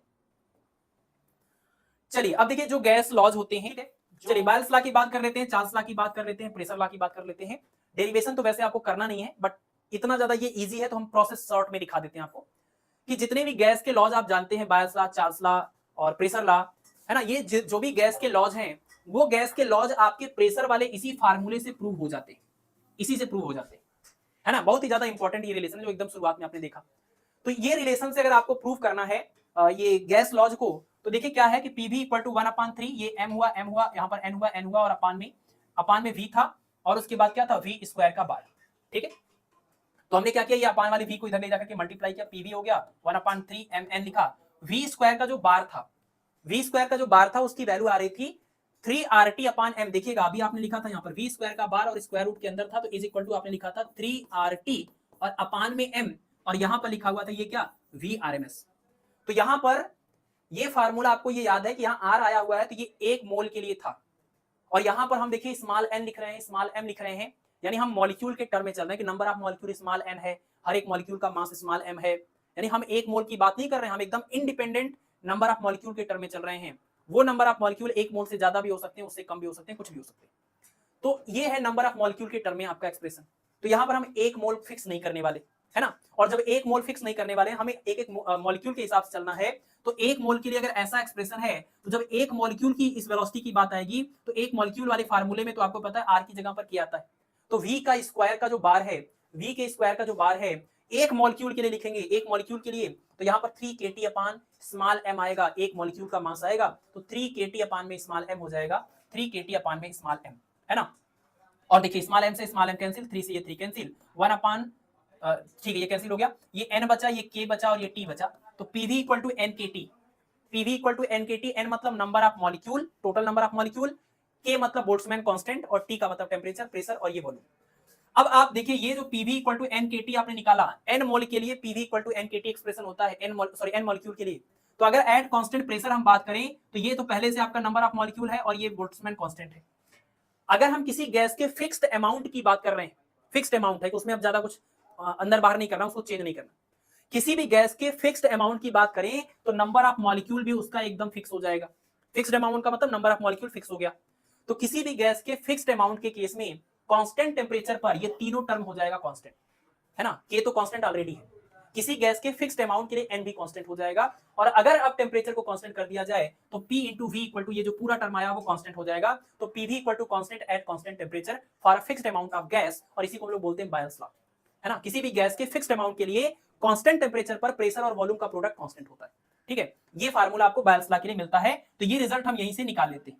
ये प्रोसेस को समझने से थोड़ा बेनिफिट ये है कि न्यूमेरिकल्स को करने में जब इस तरह की बातें आती हैं कि एक मोल के लिए लिखना है कि एक मॉलिक्यूल के लिए लिखना है, वो सारा एनालिसिस आपको यहां से थोड़ा क्लियर हो जाएगा, ठीक है। और आसान भी था इसलिए बता दिया, लेंदी होता तो स्किप करते। चार्ल्स लॉ की बात करें, अब ये चीज आप प्रूव कर ही चुके हैं यहां तक, तो हर बार हम इस चीज को डायरेक्टली यूज करेंगे। तो पीवी इक्वल टू जब nkt था तो कांस्टेंट टी लिया तो पीवी इक्वल टू कांस्टेंट हो गया, और पीवी इक्वल टू nkt में अगर हम कांस्टेंट प्रेशर ले लें तो बताइए पीवी इज इक्वल टू, अगर nkt लिखा हुआ है और आप कांस्टेंट प्रेशर ले लिया, प्रेशर को इधर ले जाइएगा और इस टेम्परेचर को इधर ले जाइएगा, तो v by T is equal to n into K into P हो जाएगा। तो ये तो कांस्टेंट है ही, फिक्स्ड अमाउंट के लिए ये भी कांस्टेंट है, और अगर प्रेशर को कांस्टेंट ले लिया जाए तो ये पूरा टर्म कांस्टेंट हो जाएगा, that is v by T equal to constant. तो किसी भी गैस के फिक्स्ड अमाउंट के लिए कांस्टेंट प्रेशर पर v by T equal to constant, इसको हम लोग बोलते हैं चार्ल्स लॉ, ठीक है। तो बायल्स लॉ हो गया, चार्ल्स लॉ हो गया, क्लियर है। इसको हम गैस लॉज बोलते हैं। और आपको पता है आइडियल गैस वो गैस होती है जो हर कंडीशन में, हर एक कंडीशन में, किसी भी टेम्परेचर पर, किसी भी प्रेशर पर, किसी भी वॉल्यूम पे, हर कंडीशन में वो गैस लॉज को फॉलो करती है। आइडियल गैस उस गैस को बोलते हैं जो गैस लॉज को हमेशा फॉलो करती है, उनके लिए कोई लिमिटेशन नहीं है। लेकिन रियल गैसेस इन गैस लॉज को हमेशा फॉलो नहीं करती, ठीक है ना। नेचर में जो गैसें पाई जाती है वो सब रियल गैस है। आइडियल गैस एक आइडियल कॉन्सेप्ट है। तो कोई भी रियल गैस इन गैस लॉज को हमेशा फॉलो नहीं करती है, और कब फॉलो करती है ये भी एक फेमस सवाल है काइनेटिक थ्योरी ऑफ गैसेस का, पीजीटी के एग्जाम के लिए, कि रियल गैसें गैस लॉज को या आइडियल गैस की तरह बिहेव कब करने लगती हैं। भाई आइडियल गैसेस इन सभी लॉज को हमेशा फॉलो करती हैं, लेकिन रियल गैसें तो नहीं करती हैं। तो रियल गैसें भी इन गैस लॉज को कब फॉलो करेंगी या आइडियल गैस की तरफ कब बिहेव करने लगेंगी, इसके लिए कंडीशन है उच्च ताप पर और निम्न दाब पर, है ना। हिंदी में आप अगर इसको याद कर पाए ऐसे, नहीं तो कोई प्रॉब्लम नहीं। उच्च ताप और निम्न दाब ये कंडीशन है, उच्च ताप और निम्न दाब यानी हाई टेम्परेचर और लो प्रेशर, हाई टेम्परेचर और लो प्रेशर पर, हाई टेम्परेचर और लो प्रेशर पर जो रियल गैसें होती है वो आइडियल गैस की तरह बिहेव करती हैं, यानी सभी गैस लॉज को वैसे ही फॉलो करने लगती हैं जैसे कि आइडियल गैसें करती हैं। ठीक है, तो ये वाली लाइन आपको याद रखनी है कि हाई टेम्परेचर और लो प्रेशर पर रियल गैसें आइडियल गैस की तरह बिहेव करने लगती हैं और गैस लॉज को फॉलो करती हैं। ठीक है, ठीक है, तो हाई टेम्परेचर और लो प्रेशर, उच्च ताप और निम्न दाब, इस तरीके से अगर आप सीक्वेंस इसका याद कर लें तो मिस्टेक नहीं होगा, नहीं तो ये कई बार इंटरचेंज हो जाता है तो प्रॉब्लम हो जाती है। ठीक है, चलिए अब गैस लॉज में दो आपने पढ़ लिया, तीसरा जिसको हम लोग गैर-लुसाइक लॉ बोलते हैं या इसको हम प्रेशर लॉ बोलते हैं, इसको देख लीजिए। तो पीवी इक्वल टू एनकेटी तो आपने पीछे ही प्रूव कर लिया है ना, प्रेशर वाले फार्मूले से PV equal to nkT, n molecule के लिए। तो पीवी इक्वल टू एनकेटी वाले फार्मूले में अगर आप पी बाई टी कर ले यहां से और वी को इधर ले जाएं तो फिक्स अमाउंट के लिए एन कांस्टेंट, के कांस्टेंट, और अगर वॉल्यूम को भी आपने कांस्टेंट कर दिया तो P by T equal to constant हो जाएगा, है ना। इसको हम लोग बोलते हैं प्रेशर लॉ या फिर गैर-लुसाइक लॉ। ठीक है, नेक्स्ट है, फिर से यहां तक हम लोग वही तरीका है, वहीं से पहुंच जाएंगे। और एन है नंबर ऑफ मॉलिक्यूल, और अगर हम एक मोल गैस की बात करेंगे तो number of molecule Avogadro number के इक्वल हो जाएगा। तो पीवी इक्वल टू यहां पर कैपिटल एन और के और टी बन जाएगा। और अभी अभी पीछे आपने पढ़ा कि जब हम एक मोल से मॉलिक्यूल की बात पर जाते हैं तो हमें इसे एक मोल में number of molecule Avogadro number से डिवाइड करना होता है, तब हमें बोल्ट्जमैन कांस्टेंट मिलता है ना। एक मोल से जब हम एक मॉलिक्यूल की तरफ जाते हैं तो हमें ये कब मिलता है, जब हम इसको डिवाइड करते हैं तो एक मॉलिक्यूल के लिए के भी हो जाएगा। तो R upon N A equal to K भी होता है, तो यानी एन ए इंटू के, यानी अवोगाद्रो नंबर और बोल्ट्जमैन कांस्टेंट का प्रोडक्ट आर के इक्वल हो जाएगा। तो ये जो आपने एक मोल के लिए यहाँ पर एन की जगह पर एन ए लिखा था, अब ये वाला एन ए और ये के, एन ए और के, ये दोनों मिलकर के आर बनाएंगे, तो ये बन जाएगा आर इंटू टी। तो एक मोल के लिए यहां पर आपने लिखा है, ये एक मोल की बात चल रही है, तो पीवी इक्वल टू क्या हो गया, आरटी। एक मोल गैस के लिए जो गैस इक्वेशन आपको मिला ये पीवी इक्वल टू आरटी है। और अगर म्यू मोल की बात करेंगे तो अगर एक मोल के लिए ये आया है तो म्यू मोल के लिए म्यू टाइम्स हो जाएगा। भाई एक मोल के लिए आपने एन की जगह पर एन ए लिखा, तो अगर म्यू मोल होता तो म्यू टाइम्स हो जाते अवोगाद्रो नंबर, तो म्यू से मल्टीप्लाई हो जाता तो यहाँ पर म्यू आएगा, तो PV equal to mu RT. तो एक मोल के लिए ideal gas equation PV equal to RT, mu mole के लिए PV equal to mu RT. ठीक है, तो आइडियल गैस इक्वेशन या गैस इक्वेशन भी आपको प्रेशर वाले फार्मूले से मिल जाएगा। तीनों लॉज मिल गए और आपका गैस का इक्वेशन भी मिल गया। ठीक है, एक और सवाल है यहां पर, एक और सवाल है जो यहां से पूछा जाता है, ग्राहम्स लॉ ऑफ डिफ्यूजन। और ये तो वैसे नहीं पूछा जाएगा, लेकिन ग्राहम्स लॉ ऑफ डिफ्यूजन में इस वाले कॉन्सेप्ट के ऊपर सवाल आता है कि rate of diffusion of gas, gas की डेंसिटी के ऊपर किस तरीके से डिपेंड करती है। दो अलग अलग गैसेस होंगी, उनकी डेंसिटी आपको दी जाएगी और फिर आपसे कहा जाएगा तो आप रेट ऑफ डिफ्यूजन कैलकुलेट करिए, ठीक है, या उनका रेशियो कैलकुलेट करिए। तो रेट ऑफ डिफ्यूजन में पहले आप डिफ्यूजन वर्ड को समझ लीजिए। डिफ्यूजन का मतलब होता है हाई कंसंट्रेशन रीजन से लो कंसंट्रेशन रीजन में गैस के मॉलिक्यूल का चलना। अगर आप गैस यहां पर ये गैस रखी हुई है और इधर गैस का कंसंट्रेशन ज्यादा है और इधर बहुत कम है या इससे कम है, तो ये गैस के मॉलिक्यूल अपने मन से इधर चलने लगेंगे, हाई कंसंट्रेशन रीजन में लो कंसंट्रेशन रीजन में जाने लगते हैं। और डिस्टेंस के साथ अगर अलग अलग कंसंट्रेशन है तो इसके लिए हम टर्म यूज करते हैं कंसंट्रेशन ग्रेडियंट, कि कंसंट्रेशन ग्रेडियंट की वजह से गैस के मॉलिक्यूल के मोशन को हम लोग बोलते हैं डिफ्यूजन। कंसंट्रेशन ग्रेडियंट का मतलब with respect to distance concentration में अगर चेंज है तो, क्योंकि ग्रेडियंट टर्म आपने पढ़ा ना कि जब भी किसी क्वांटिटी के चेंज को हम लेंथ से डिवाइड करते हैं तो उसको हम ग्रेडियंट बोलते हैं। चेंज इन वेलोसिटी को लेंथ से डिवाइड करेंगे तो velocity gradient, change in pressure को हम डिवाइड करेंगे तो pressure gradient, change in concentration को डिवाइड करेंगे concentration gradient, change in potential को डिवाइड करेंगे पोटेंशियल ग्रेडियंट, और चेंज इन टेंपरेचर को डिवाइड करेंगे तो टेंपरेचर ग्रेडियंट। जब भी किसी क्वांटिटी का change with respect to distance हो रहा होता है उसके लिए हम लोग ग्रेडियंट वर्ड यूज करते हैं। तो कंसंट्रेशन ग्रेडियंट की वजह से गैस के मॉलिक्यूल का जो मोशन होता है उसको हम लोग बोलते हैं क्या, डिफ्यूजन। तो कंसंट्रेशन ग्रेडियंट की वजह से ये गैस का जो रेट ऑफ डिफ्यूजन होगा, कितना तेज ये गैस की मॉलिक्यूल्स आगे बढ़ेंगी, उनका जो रेट होगा डिफ्यूज होने का, वो रेट ऑफ डिफ्यूजन किस बात पर डिपेंड करता है। तो उसके लिए यहां पर एक छोटा सा डेरिवेशन है कि गैस के मॉलिक्यूल का रूट मीन स्क्वायर वेलोसिटी क्या है। जितनी ज्यादा गैस के इन मॉलिक्यूल्स की रूट मीन स्क्वायर वेलोसिटी होगी उतना ज्यादा तेजी से डिफ्यूजन होगा, रेट ऑफ डिफ्यूजन उतना ज्यादा होगा। तो यानी rate of diffusion proportional to VRMS, और वीआरएमएस डेंसिटी पर कैसे डिपेंड करता है वो यहां पर हमने प्रूव किया। देख लीजिए क्या करना पड़ेगा, ये टोटल मास हो जाएगा और ये टोटल वॉल्यूम, तो इसकी जगह पर डेंसिटी पीछे कर चुके हैं। और यहां से फिर हम वी स्क्वायर के बार की वैल्यू निकालें तो 3 इंटू पी हो जाएगा और अपान में रो आ जाएगा, तो V square bar equal to 3 P upon में रो हो जाएगा। और आपको पता है कि ये वी स्क्वायर का जो बार है अगर हम इसका स्क्वायर रूट ले लें तो इसी को हम वीआरएमएस बोलते हैं। तो इस साइड और इस साइड दोनों का स्क्वायर रूट ले लिया तो ये बन गया वीआरएमएस और ये बन गया रूट के अंदर 3 पी अपान में रो। पी प्रेशर है, रो डेंसिटी। अगर गैस का प्रेशर कांस्टेंट कर दिया जाए, अगर गैस का प्रेशर कांस्टेंट कर दिया जाए तो जो रूट मीन स्क्वायर वेलोसिटी है गैस की वो उसकी डेंसिटी के स्क्वायर रूट के इनवर्सली प्रोपोर्शनल है, यानी VRMS proportional to 1 upon root में रो। यानी यहां से आपको मिलेगा VRMS proportional to 1 upon under root rho ये तब है जब आप प्रेशर को क्या कर दीजिए, कांस्टेंट कर दीजिए, फिक्स कर दीजिए। तो V R M S proportional to 1/√रो। और अगर बात हम लोग क्या कर रहे हैं रेट ऑफ डिफ्यूजन की, तो रेट ऑफ डिफ्यूजन तो आपका वी आर एम एस के डायरेक्टली प्रोपोर्शनल है, कितना तेज चल रहा है। तो वी आर एम एस के डायरेक्टली प्रोपोर्शनल होता है रेट ऑफ डिफ्यूजन, और वी आर एम एस होता है रो के इस तरीके से डिपेंडेंसी। तो आप यहां से रेट ऑफ डिफ्यूजन निकाल सकते हैं कि rate of diffusion proportional to 1/√रो। और ये रिजल्ट आपके लिए इंपॉर्टेंट है, सवाल पूछे जाते हैं इसके ऊपर, ठीक है ना। आपके एग्जाम में शायद नहीं है इसके ऊपर, लेकिन पूछे जाते हैं बाकी सारे एग्जाम्स में। बाकी एक है डाल्टन्स लॉ ऑफ प्रेशर। तो डाल्टन्स लॉ ऑफ प्रेशर ये बोल रहा है कि कोई कंटेनर है और उसके अंदर ढेर सारे आपने अलग अलग गैसेस मिला दिए हैं, नॉन इंटरेक्टिंग गैसेस हैं, और हर एक गैस की वजह से जो प्रेशर यहाँ एग्जर्ट हो रहा है वो P1 है, P2 है, P3 है। तो टोटल कितना प्रेशर क्रिएट होगा, तो सभी अलग अलग गैसेस की वजह से जो भी प्रेशर आया था उन सभी पार्शियल प्रेशर्स का सम कर दीजिए। तो Dalton's law of partial pressure इसको बोलते हैं, है ना, आंशिक दाब का नियम बोलते हैं। तो P = P1 P2 P3 इस तरीके से लिखा जाएगा, ठीक है ना। ऐसा कोई यूज नहीं है, बट आप स्टेटमेंट और ये सब चीजें जानते रहे, काइनेटिक थ्योरी ऑफ गैसेस में ये सब चीजें आती हैं। तो बस एक बार भी देखा है तो इससे ज्यादा कुछ है नहीं इसमें, ये चीज आपको ध्यान रखना होगा, ठीक है। ओके, नेक्स्ट पॉइंट पर आते हैं, और यहां पर है हमारा अवोगाद्रो हाइपोथेसिस। इसको देख लीजिए। ये बोलते हैं कि अगर हम गैस का इक्वल वॉल्यूम लें तो सेम टेम्परेचर पर और सेम प्रेशर पर इक्वल वॉल्यूम में इक्वल नंबर ऑफ मॉलिक्यूल्स होते हैं। जैसे दो अलग अलग गैसें लें और सेम टेम्परेचर और सेम प्रेशर पर हम अगर नोटिस करें, तो अगर इक्वल वॉल्यूम हमने दोनों का लिया है तो नंबर ऑफ मॉलिक्यूल भी उनमें क्या होंगे, बिल्कुल इक्वल होंगे।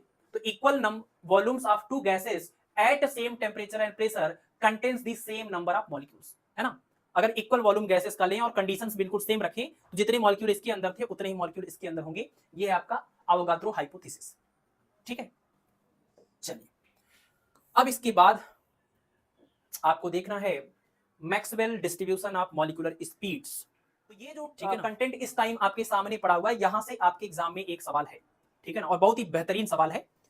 और ये टॉपिक ऐसा है कि आप देखिए इसमें इतनी वैरायटी के सवाल बनते हैं, इसको आप बिल्कुल भी इग्नोर नहीं कर सकते हैं। पूरी काइनेटिक थ्योरी में सबसे ज्यादा उभर के दिखने वाला ये टॉपिक है आपका Maxwell distribution of molecular speed या फिर वेलोसिटीज।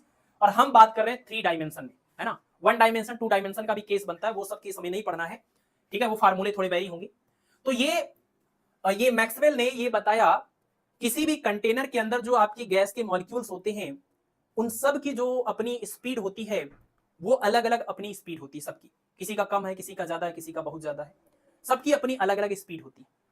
उसमें से बहुत सारे लोग ऐसे हैं जिनकी स्पीड हो सकती है सेम है, बहुत सारे ऐसे हैं जिनकी स्पीड बाकी लोगों से एकदम अलग है, कुछ भी मतलब वहां पर एकदम रैंडम चलता रहता है स्पीड को लेकर के। तो यहां पर आपको ये याद रखना है कि जो गैस के मॉलिक्यूल चलते हैं, पहली बात तो उनके लिए 3 तरह की स्पीड यहां पर डिफाइन है, उनका फार्मूला सबसे ज्यादा इंपॉर्टेंट है आपके लिए।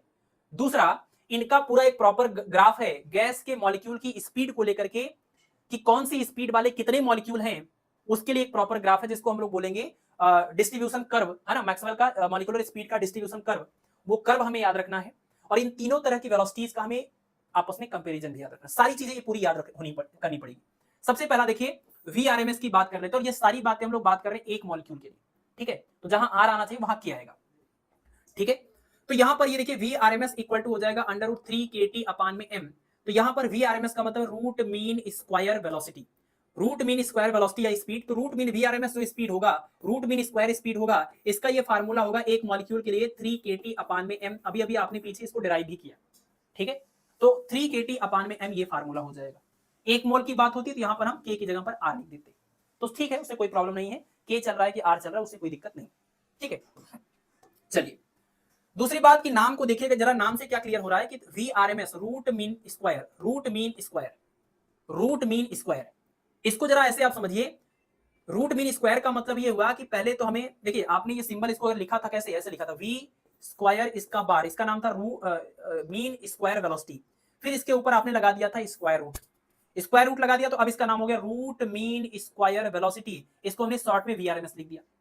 तो आप जरा देखिए यहां पर आप क्या कर रहे हैं, ये क्या चीज है actually, root mean square velocity मतलब गैस के जो कंटेनर में अलग अलग मॉलिक्यूल हैं, बहुत सारे मॉलिक्यूल हैं कंटेनर के अंदर, है ना। ये पहला मॉलिक्यूल, ये दूसरा, ये तीसरा, ये चौथा। अगर आपको इन सभी गैसेस का रूट मीन स्क्वायर वेलोसिटी निकालनी है तो एक्चुअली आप क्या कर रहे हैं, इसके लिए आपको सबसे पहले जितनी भी मॉलिक्यूल्स हैं उनकी वेलोसिटी या स्पीड का पहले स्क्वायर करना होगा। वेलोसिटी या स्पीड का स्क्वायर करने के बाद फिर आपको उसका एवरेज लेना होगा, मीन लेना होगा, और मीन लेने के बाद फिर आपको क्या करना होगा, स्क्वायर रूट करना होगा।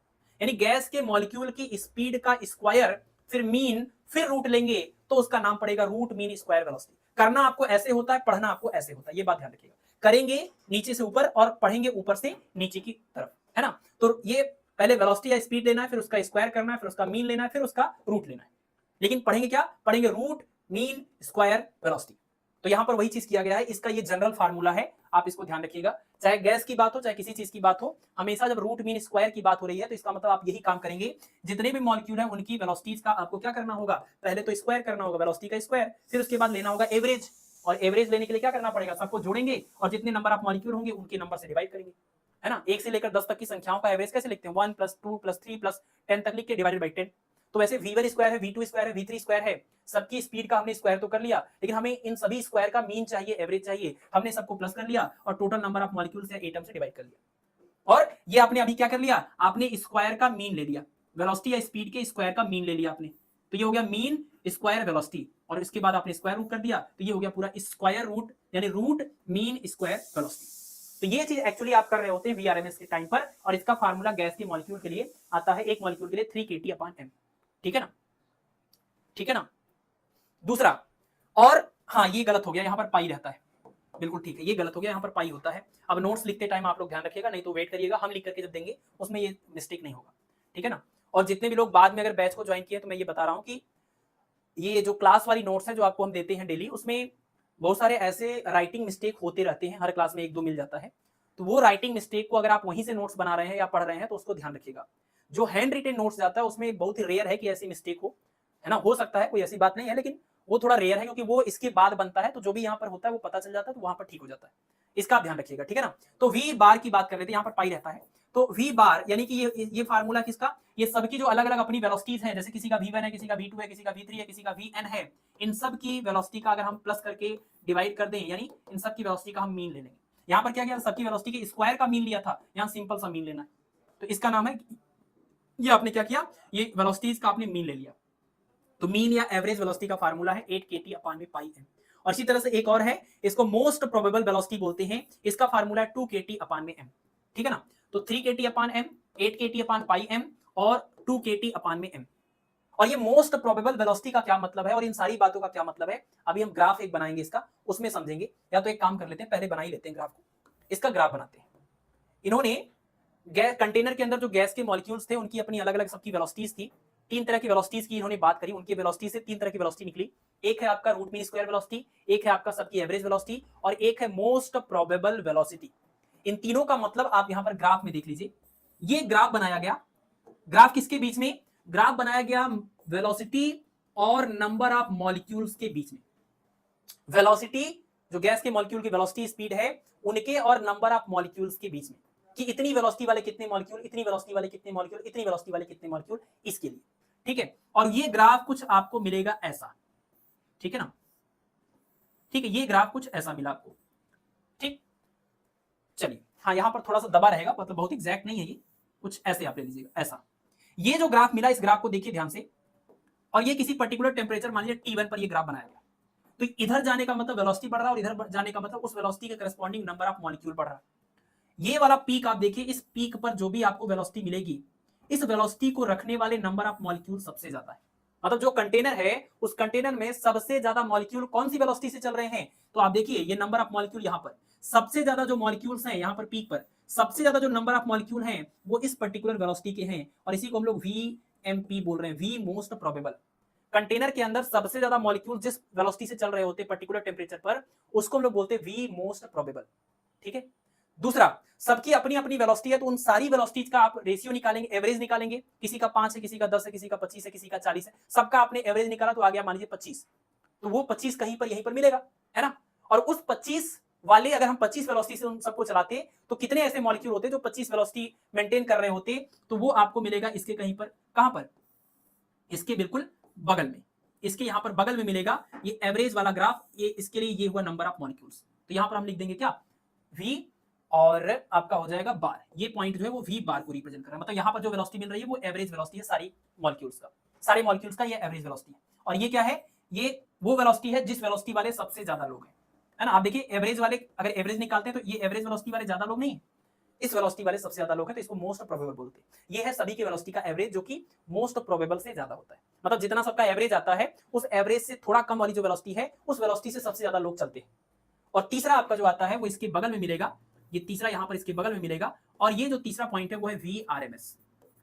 तो अगर आप इस ग्राफ में देखें, ये जो ग्राफ आपका किसी टेम्परेचर T पर बनाया गया है, ये मैक्सवेल के डिस्ट्रीब्यूशन कर्व से, यहां से एक चीज क्लियर हो रहा होगा कि सबसे ज्यादा जो वेलोसिटी होती है वो होती है root mean square velocity gas के मॉलिक्यूल की। भाई संख्या की बात नहीं कर रहे हैं, संख्या कितनी है, इसकी तो संख्या सबसे कम है, इसकी संख्या थोड़ी ज्यादा और इसकी संख्या सबसे ज्यादा है। तो सबसे ज्यादा जिस वेलोसिटी से चलने वाले लोग हैं, उस वेलोसिटी का नाम तो मोस्ट प्रोबेबल है। लेकिन मोस्ट प्रोबेबल वेलोसिटी सबसे बड़ी वेलोसिटी नहीं है। मतलब जैसे मानिए कोई भीड़ जा रही है और पता चल रहा है उसमें 10 मीटर पर सेकंड से चलने वाले सबसे ज्यादा लोग हैं, लेकिन बहुत सारे लोग ऐसे हैं जो कि 70 से भी चल रहे हैं। तो जो 70 वाले हैं वो आपके VRMS है, उनकी संख्या भले ही कम है लेकिन सबसे तेज तो चल वही रहे, है ना। और जो आपके 5 वाले या 10 वाले हैं, उनकी संख्या बहुत ज्यादा है लेकिन है तो बहुत कम स्पीड, 70 से तो कम ही है। तो VRMS सबसे बड़ी स्पीड है और V मोस्ट प्रोबेबल सबसे छोटी स्पीड है, लेकिन इस सबसे छोटी स्पीड से सबसे ज्यादा मॉलिक्यूल चल रहे होते हैं कंटेनर के अंदर। और जो V एवरेज होता है वो इन दोनों के कहीं बीच में लाई करता है, ठीक है। और इसको याद करने के लिए आप ये याद कर लीजिए RAM, है ना, RAM ये सीक्वेंस है इनके इंक्रीजिंग डिक्रीजिंग ऑर्डर का। RAM, R का मतलब है ये R से स्टार्ट होगा, रूट मीन स्क्वायर, और A मतलब एवरेज होगा, और M का मतलब होगा मोस्ट प्रोबेबल। तो ये अच्छा तरीका है RAM, है ना, नाम याद कर लेंगे राम। तो इसमें हो जाएगा आपका रूट मीन स्क्वायर और एवरेज और आपका क्या, मोस्ट प्रोबेबल। ये सीक्वेंस है ये याद करने का कि ये सबसे बड़ी वेलोसिटी होती है, उसके बाद ये होता है और उसके बाद ये होता है, क्योंकि ये आपसे इनइक्वालिटी भी एग्जाम में पूछी जाती है ना। और आप भी RMS का ये फार्मूला और आपका ये V एवरेज का फार्मूला यहाँ पाई रहेगा, और ये V मोस्ट प्रोबेबल का फार्मूला लिखेंगे तो KT/M KT/M KT/M सब में कॉमन है। डिवाइड करिएगा तो रेशियो में ये पूरा कैंसिल हो जाएगा।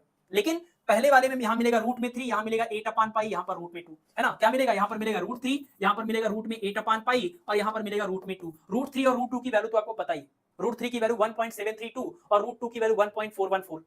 तो रूट 3 और रूट 2 आपको पता है, और जो आपका बीच में 8/पाई आ रहा है, पाई की वैल्यू आपको पता ही है कि 3.14, यानी 8/3 करिएगा, 8 को 3 से डिवाइड करिएगा 2 पॉइंट समथिंग आएगा, उसका स्क्वायर रूट लेने पर ये आएगा आपका 1.6। तो 1.73 इसकी मतलब रेशियो की बात कर रहे हैं, है ना, कि अगर इसकी वैल्यू को हम इस KT/1 को 1 माने तो उसके रिस्पेक्ट में ये 1.3 बन रहेगा, और ये आपका 1.6 बन रहेगा, और ये आपका 1.4 बन रहेगा, ठीक है। तो ये इनका डिक्रीजिंग ऑर्डर है, इसको याद करने के लिए आप RAM याद कर लीजिए, और ये रेशियो हमने यहाँ पर ये नंबर को दिखा दिया, ग्राफ भी याद कर लीजिए, और ये तीनों फार्मूले याद कर लीजिए, इनका जनरल केस भी याद कर लीजिए। और मोस्ट प्रोबेबल का मतलब सबसे बड़ी वेलोसिटी नहीं, सबसे ज्यादा जिस वेलोसिटी से चलने वाले लोग हैं उस वेलोसिटी को मोस्ट प्रोबेबल वेलोसिटी बोलेंगे। ये आपका हुआ मैक्सवेल का स्पीड या मॉलिक्यूलर स्पीड का डिस्ट्रीब्यूशन कर्व, और ये किसी टेम्परेचर T1 पर है। एक और सवाल, अगर टेम्परेचर को हम बढ़ाते हैं तो इस कर्व पर क्या इफेक्ट पड़ता है?